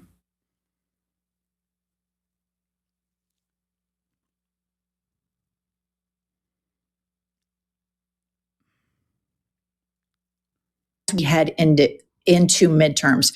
How do we build a majority party that services the most people without throwing any groups under the bus and doesn't prioritize servicing corporations? And that's what he's saying. And I'm okay with us being, at the end of the day, that Hasan might. Yeah, it's all people going, if Hasan criticized Republicans half as much as he criticized them, he would actually be worth listening to. That's so funny. Just say you don't actually listen to anything that I'm saying. Okay?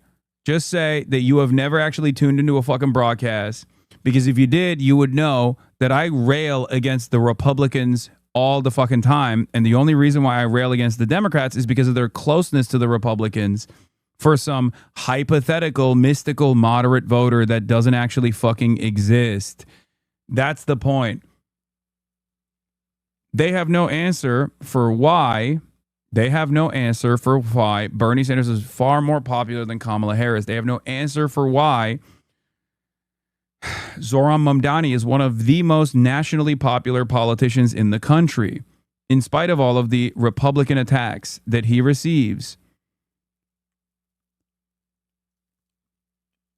The far left won't win the Dems in the election. They're too radical. The far left wants free healthcare for everyone, higher tax for the top 1%, well-funded schools and free colleges, LGBTQ plus people to be seen as human, immigrants to be seen as human, no more Holocaust. These guys are so silly. Anyway, yeah, I'm going to talk about this in a second. I'm going to talk about this analysis in a second. Soy Pill says, yes, because trans people, Latinos, and every other marginalized group is going to be worse off if a Republican wins. These people can only imagine a world where marginalized people are in a perpetual state of torment, saddled between both parties, bad and worse. We need to have a very real conversation that the continual offering of this false choice is, in and of itself, bigoted. We are 2 years out, and you are not even able to imagine a good candidate for the Democratic Party perfectly demonstrates why normal working-class marginalized people feel so disenfranchised. Exactly. And then they turn around and fucking say, why? Why are these people not voting for us? Then they start trying to fucking yell about black men. Black men are not voting for the Democrats. What the fuck's going on? It's like, first of all, that's a ridiculous position to have, because black voters are so reliable in terms of voting for the Democratic Party. Even if you were to think that the Democratic Party is like, voting for the Democrats is the most righteous moment of civil rights activism that you can engage in, which I don't believe, right?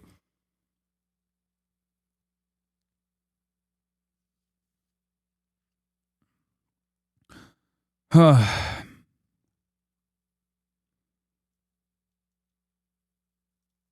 person that sits on the couch, and I might be the person that goes and votes for the corporate Dem. And I'm still evolving on that. And I have to keep an open mind about it. But more than anything, Hasan and I are online personalities. We are not politicians. And we both get to have our opinions about this. And we get to succinctly disagree or push each other and evolve. But when I see liberals or people in the Democratic Party trying to completely shut him down and shut down this conversation, it feels very cultist to me. It feels the opposite of what a progressive movement, a resistant movement to fascism should be. And then Kylie, put up the tweet and the graph about where the Democrats are right now. Okay, Hasan says, liberal Twitter has erupted, demanding party loyalty, hitting lesser evilism and harm reduction lines 2 years out from the presidential election. But they refuse to reckon with this historic unpopularity for the Dems as Trump is deeply unpopular. Hold your electeds accountable, please. So here we have the Democratic Party. The favorability is 33%, historic lows. And what Hasan is saying is, why do I, as a voter, why did this large voting group, why do we have to concede? Why aren't the politicians conceding that corporations are not in the best interest of the people? And the people in the Democratic Party that are trying to shut this down, all you're doing is giving his platform more power. Because when I see the Democratic establishment behave this way in a cult-like way to say that we can't have an honest conversation about this, it makes me really lean into what Hasan is saying and dive into it more and more, because oftentimes progressives are just, they're just right way too early. And so if you think about where Bernie Sanders was in 2016, he was right. His message has aged far better. I didn't buy it at the time. I thought, oh, Bernie's crazy. He can't win an election. The fact of the matter is he probably would have beaten Trump. And where would we be now if we would stop listening to corporate Dems and the personalities that prop up this? We have to be a fixed party that I see you get dumb hate all the time, but never did I expect it to be you about promoting democracy. No, that is at the heart of this issue. A lot of the blue anon voters, the blue MAGA voters, demand party loyalty and don't want accountability and don't want to extract concessions from their elected representatives, which is inherently undemocratic. They take advantage of the two-party system to say, you got to vote for us, my way or the fucking highway. You got to vote for these guys instead. Even if I don't like them, look at me. Look at how moral I am. I'm holding my nose and voting for the shit candidate. Okay, well, other people don't make that decision and don't go out and fucking vote. That's why the Democrats keep losing, and that's why the Republicans keep fucking winning. I'm tired of it. I don't want the Republicans to win. I think it's fucking ridiculous that they keep winning. I know why they keep winning. It's because Democrats have no fucking backbone, have no investment in defending anything at all. They concede on everything for no fucking reason. And then they spend more time trying to sell you why they actually have to do these concessions rather than advocate for the opposition. Serves this two-party system, and we cannot push our elected officials to service the American people more. So I just wanted to respond to all of this and say that me as a voter and as an online commentator, I'm going to continue to have these conversations. And the more the Democratic Party tells people to shut up, the more I realize how rigged the whole thing is. And then I end up going further and further left. Every Democratic politician should be shutting down corporate money. Every Democratic politician should be going on shows like mine, and especially shows like Hasan's, because that's where the people didn't show up, because they are tired of being lied to by Democrats. Hell yeah.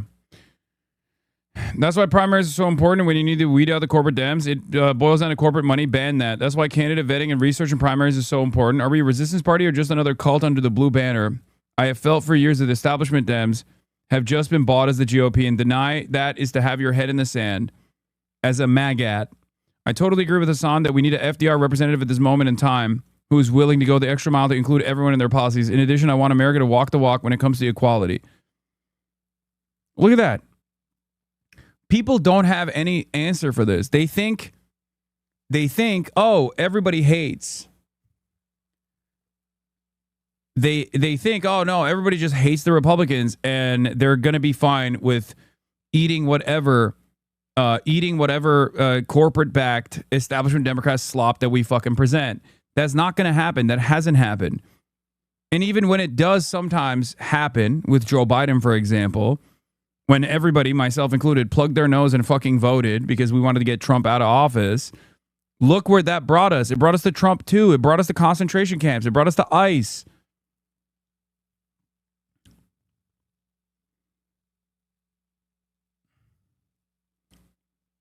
It's utterly ridiculous. We cannot do return to normalcy politics, okay? Yeah, according to Twitter libs, Hakeem Jeffries has the same position as you. Exactly.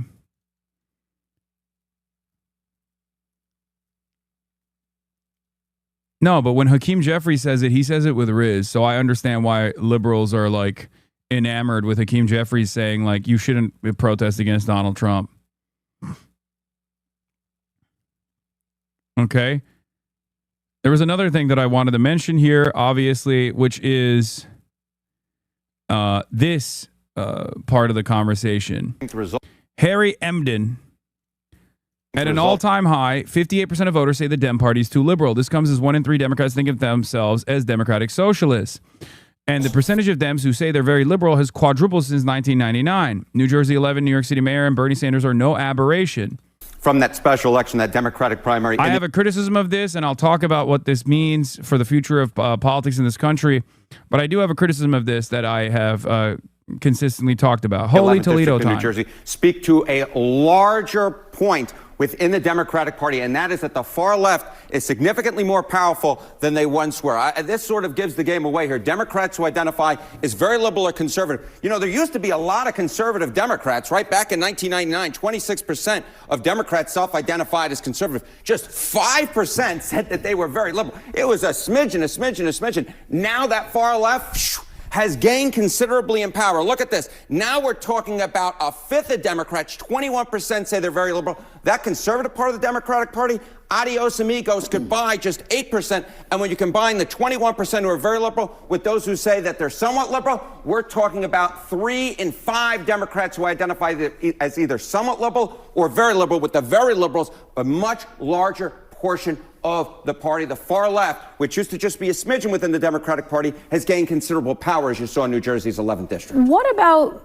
Democratic socialists, like the likes of, you've got Bernie Sanders or Zoran Mandani here in New York City?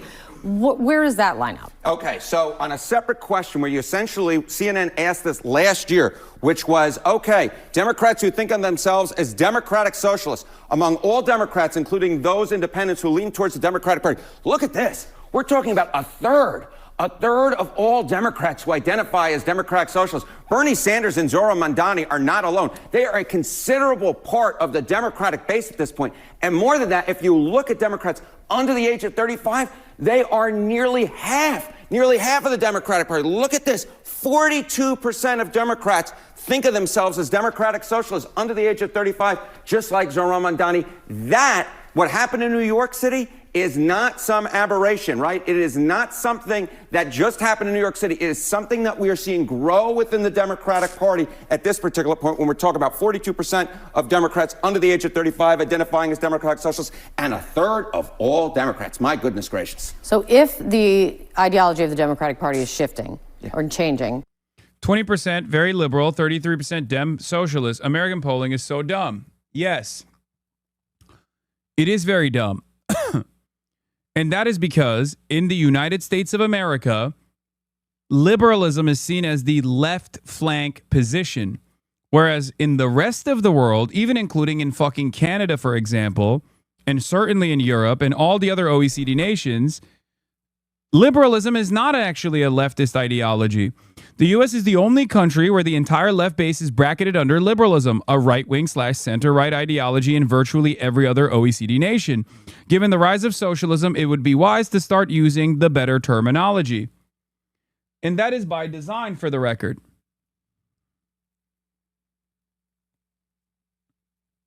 Before people say, well, in Canada, that's not the case. Yes, it is. NDP is the actual left position party. And there's certainly in the parliamentary structure further left positions as well. It's insane and leads that Carl Bayer says it's insane and leads to hilarious internal logic problems in the polls. Like they'll ask, are you a socialist or a liberal? But then crosstabs will break the answers down into liberal, indie, and conservative. So you'll have tons of I'm not a liberal and answers under liberal.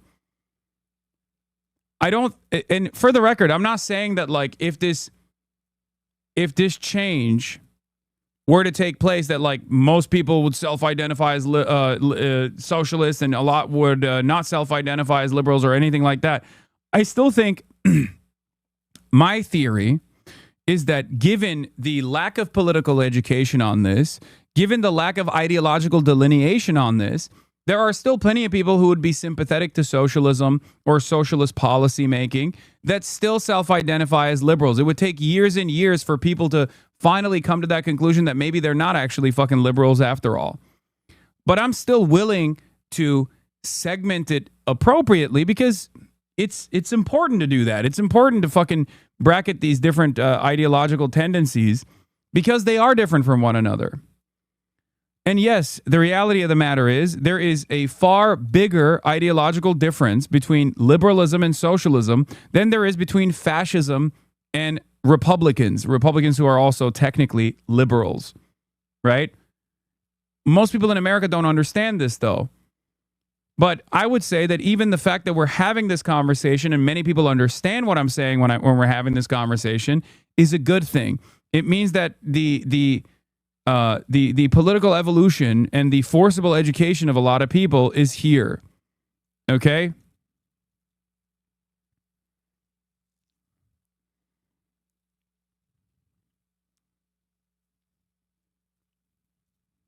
The time is now. That's why I get very frustrated whenever people come to me, whenever people write articles about me, like liberal mainstream press. Whenever they write articles about me, they'll be like, very liberal Hasan. This is the only thing that Hasan and Iglesias agree on.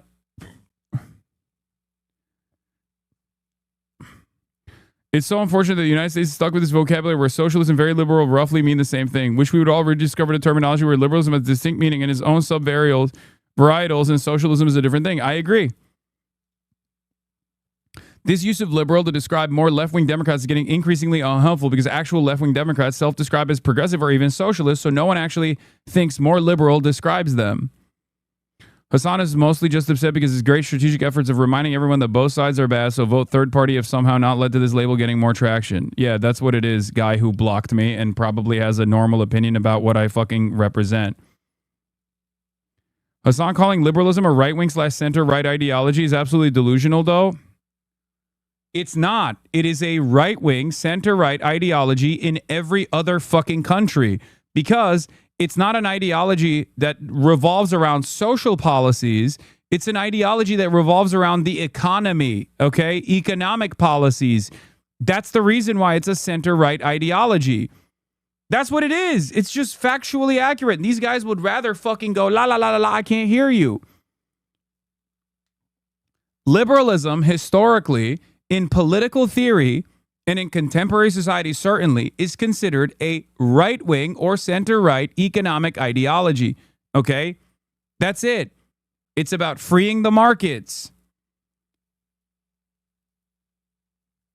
It's so fucking stupid. I hate having a conversation with dumb American chuds who fancy themselves to be much more intelligent than the MAGA Republicans that they lord over, and yet they have the political education of those same fucking chuds. They literally do, and they go, la, la, la, I can't fucking hear you. Yes, the Democratic Party is technically a Big Tent party for this reason, because in America, you just have liberals and Republicans. That's how they see it. That's why liberal Democrats in the UK are seen as a center-right party. Yeah, you should do what Hasan suggested. Exactly. Hasan needs to actually start saying he'd vote for JD Vance so these brain-dead morons decide they need to win his vote as a conservative. Yeah. I don't want to vote for Gavin Newsom because he's too liberal. I want a real conservative. If you want to win my vote, I'm a MAGA conservative. You have to win my vote now. All of a sudden, you have to pay attention to me. Dems being center to center right is literally taught in any world studies class I've ever taken, whether it's politics, sociology, or history. I learned that in my world government class when I was 15.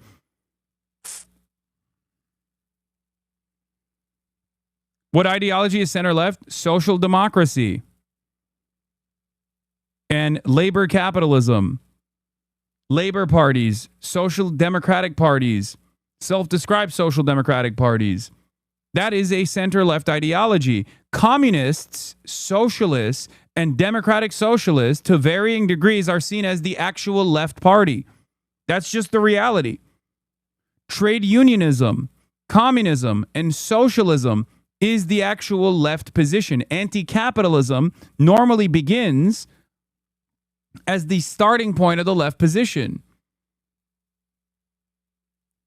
Obviously, as capitalism is calcified in Western liberal democracies, you have to look at it. You have to look at every case individually. But that is the reality.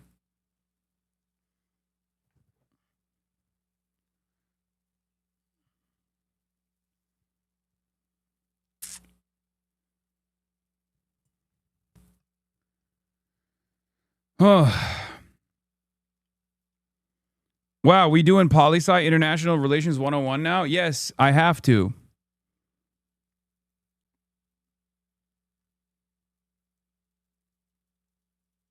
Someone, not me, might say in response to moderates are a bigger demographic. Self-described moderates in a political education environment like the one that I just described, where people don't even know anything about what their real, true ideological positions are, where they just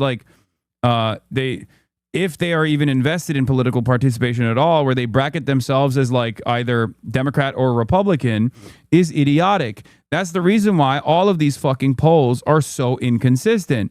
Harry Enden talking right here shows that inconsistency. How is this hard to comprehend? He's literally saying that Democrats are self-identifying as like democratic socialists. The self-described moderates, if you ever talk to them and ask, like, would you like free health care? You already pay a shit ton in premiums. Would you like a system where you pay less in taxes overall and then get free health care unconditionally without having to call up, your insurance provider? Would say, fuck yes. Now, is that a moderate position? It reads as a moderate position. On the polls, a guy who would say they're a moderate would say yes to that. How do you deal with that? If you ask a centrist Democrat, they'll say that is the most radical position of all time.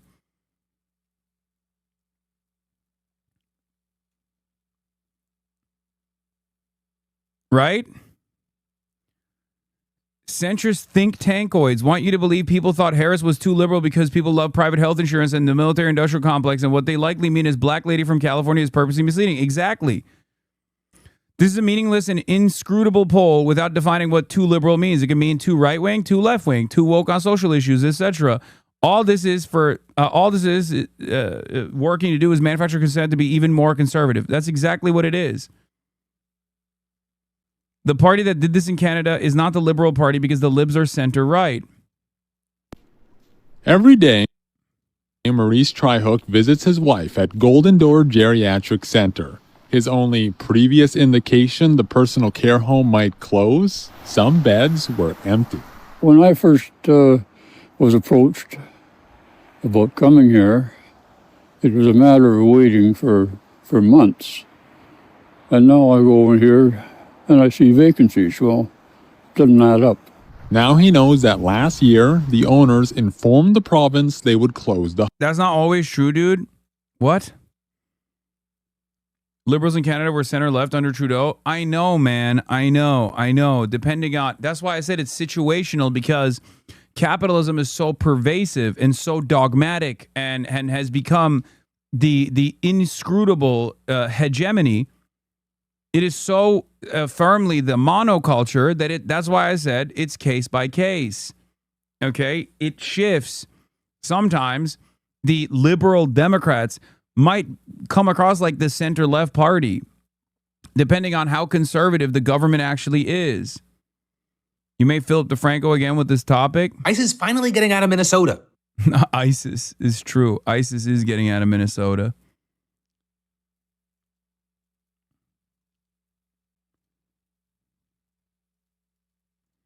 Point difference. But also, when it comes to real potential matchups for 2028, we should talk about this backlash and controversy because we're going to see this play out. And one of the most recent ways it has is you have tons of people slamming political commentator Hasan Piker for how he might be voting. Because on a recent appearance on Jennifer Welch's I've Had It podcast, she brought up some hypothetical presidential tickets. Let's say that Gavin Newsom becomes the nominee, that we make it midterms. Devastating. Do you vote for him over J.D. Vance?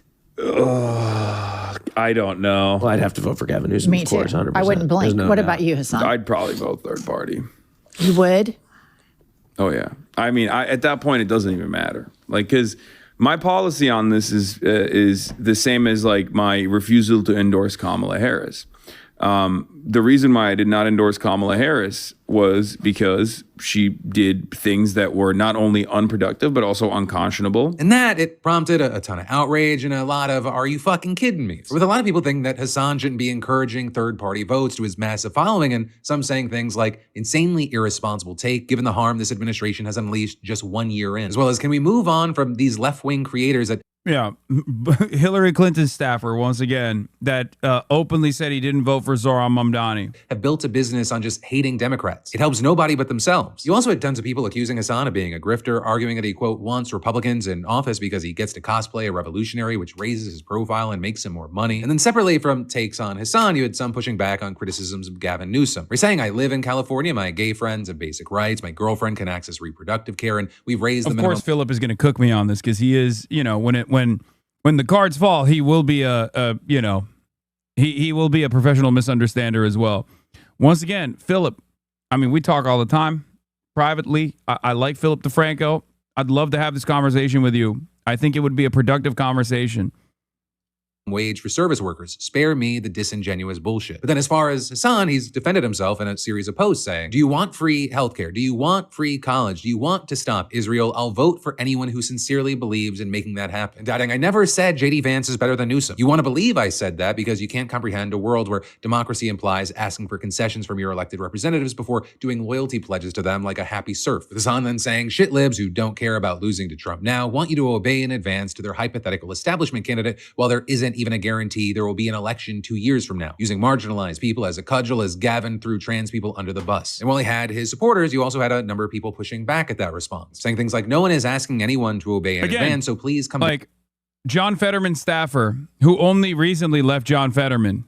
down off the cross. Your fellow panelists recognize the material difference for marginalized communities between a hypothetical Democrat and Republican administration. You repeatedly use your large audience to flatten the difference, and it's abject nonsense. And some others also taking issue with how he framed Newsom's stance on trans rights. With one person saying, actual trans person here, Gavin Newsom made a comment about trans athletes that I don't agree with, but California is still one of the best places to be trans in the country. See the difference? You don't care about what happens to us, so stop acting like you speak for us. Now with all this, you actually had Jennifer Welch ending up posting a video in his defense claiming what Hasan is saying is we need to build a party that has an FDR style impact that really, really impacts the lives of people instead of this slow moving incremental change that the current Democratic Party always proposes. Number one, Hasan's not a politician. Number two, Hasan gets to think whatever he thinks. Number three, there is a large growing number of Americans in Gen Z and as millennials that have felt completely unseen and left behind by the two-party political system, who hate and despise how much they suck up to corporations. We have time right now to have these conversations and to move our politicians to a progressive populist platform. With Welch even going so far as to say one of the reasons that Democrats lose is because they do not listen to voices like Hasan Piker's. So it's also worth noting that during the podcast, Hasan did preempt any potential backlash, claiming that Democrats might lose solely because of him. I am incapable. There is no singular force in this country that is capable of making or breaking an election. And if that was real, then it is the most idiotic thing not to listen to my demands. But everybody knows that that's not real, right? You know, with all that said, I would really love to know your thoughts here. Obviously, with any election, whether it be local or national, I think you should weigh the difference between the two people. I think he did a decent job of showing both sides. Ideally, I'd love a ranked choice system that brings in more voices, different voices, but that's a whole other video. And then I'm going to vote for the best or least worst of the two top options. Right? It's why I voted for Kamala Harris. Does she represent everything I want in the country? No. But to think or argue that a government and a country led by her versus Donald Trump would be the exact same thing with the exact same things happening, no. But I hope most of us can agree when we look at this last year that this seems to be the way worse option. And I know, this part is separate from the clips that we talked about on today's show, but it is an argument that I've seen just playing out in public. But I also think we need to hash out these disagreements very early on. Right? Handle business disagreements, all the messiness in the primaries, and then when it's 1 versus 1, picking the best and or least worst option. And it's more important than ever if you are in a battleground state, though it really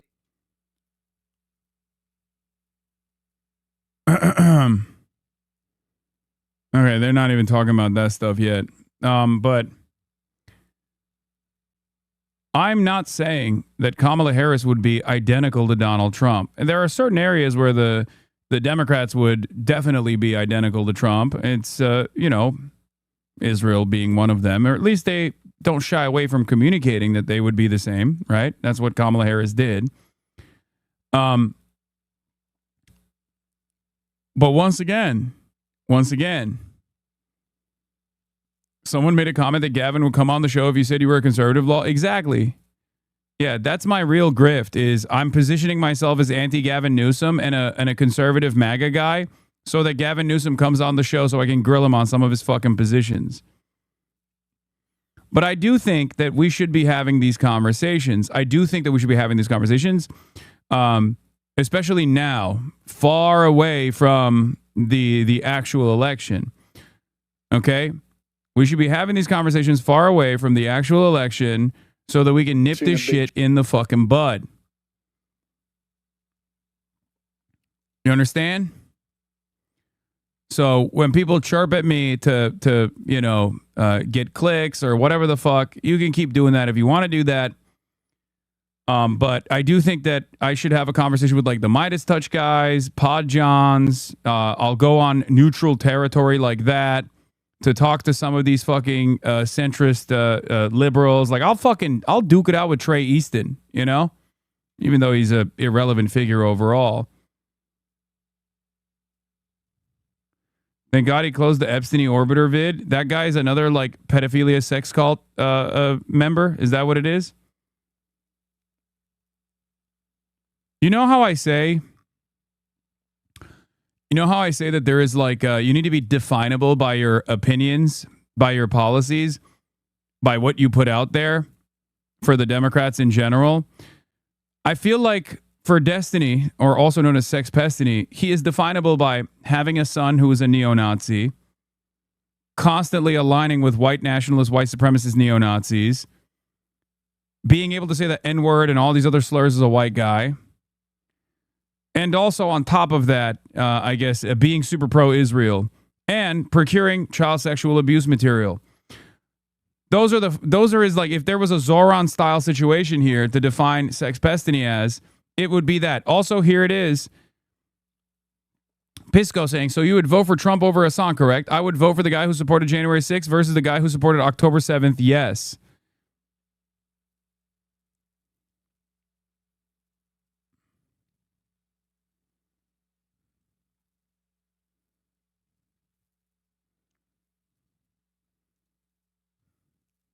Guy who has positioned himself as being anti-Trump above all else turns around and says, actually, Trump is better than Hasan Piker. If you can't call that Hasan derangement syndrome, not sure what you can call that. Okay?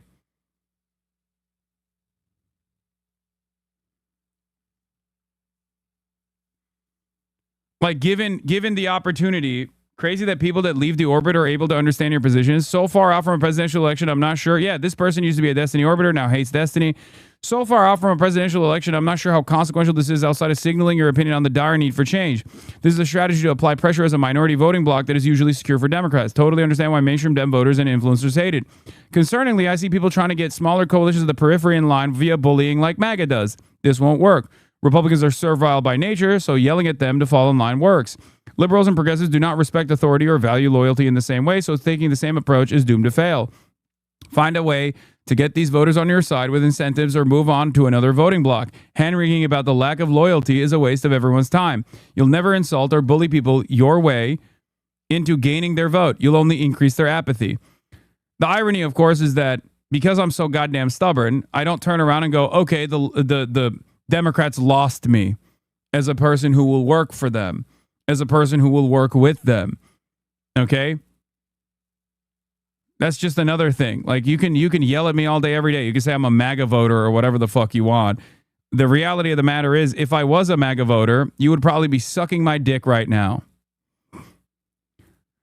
Nina Turner also chimed in. You're making a damn dent, but I appreciate that. Gavin Newsom to Charlie Kirk last year while glowing about Kirk. This isn't the person that trusts to fight for marginalized communities. Literally last night, trying to put my son to bed. He's like, no, Dad, what time? What time's Charlie going to be here? What time? And I'm like, dude, you're in school tomorrow. He's 13. He's like, no. This morning, wakes up at 6 something. He's like, I'm coming.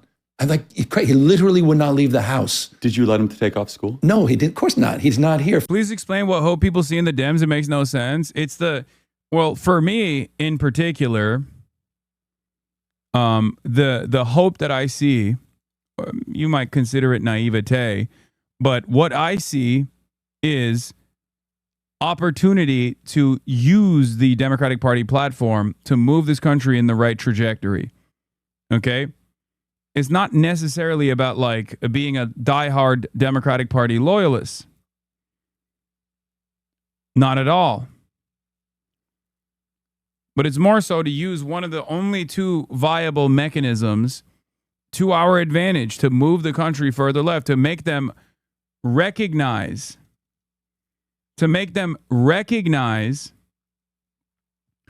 that they actually are more radical than what the Democrats have led them to believe.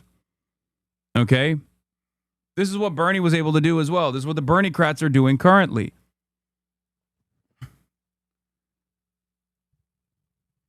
It's not entryism. It's not entryism. Okay? I know many of you will say this is entryism. Entryism indicates that you can take the bourgeois Democratic Party and turn it into a socialist or working class party. It's not. This is Newsom's Liz Cheney tour. He's from the Bay Area of California, has no authentic connections to moderates, independents, Republicans, disaffected. So he had to do cringe stuff like this to show he's not a big old lib. Exactly.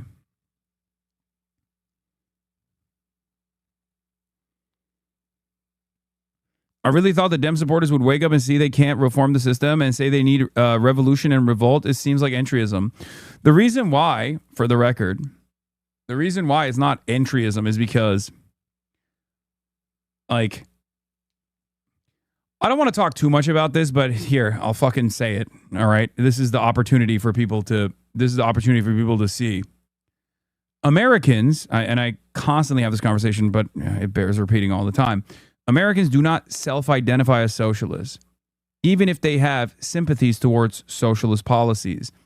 Okay? Americans have no class consciousness. So in order to even unlock the class consciousness of the American proletariat, you have to use whatever viable electoral machine you have to your advantage. And right now, you have tremendous opportunity. Okay? You have tremendous opportunity with an incredibly weak Democratic Party that has positioned itself whenever they run for office as like little radicals. Oh, yeah, we want socialized medicine. We want better access to healthcare, all this shit. Like, most Americans understand simple terms. Use that to your advantage. Oh, okay. So you want Medicare for all. You want universal policies. You want Medicare for all. Like, this is what it is. It's not about taking over the party in its entirety, but it's about using the party and its platform to unlock the revolutionary potential of the proletariat. That's it. Because it is out there. Anyway, imagine a world where we have a second FDR and a second New Deal. Imagine how much more open the socialist country would be if they got a second New Deal from someone calling themselves a democratic socialist. Yes.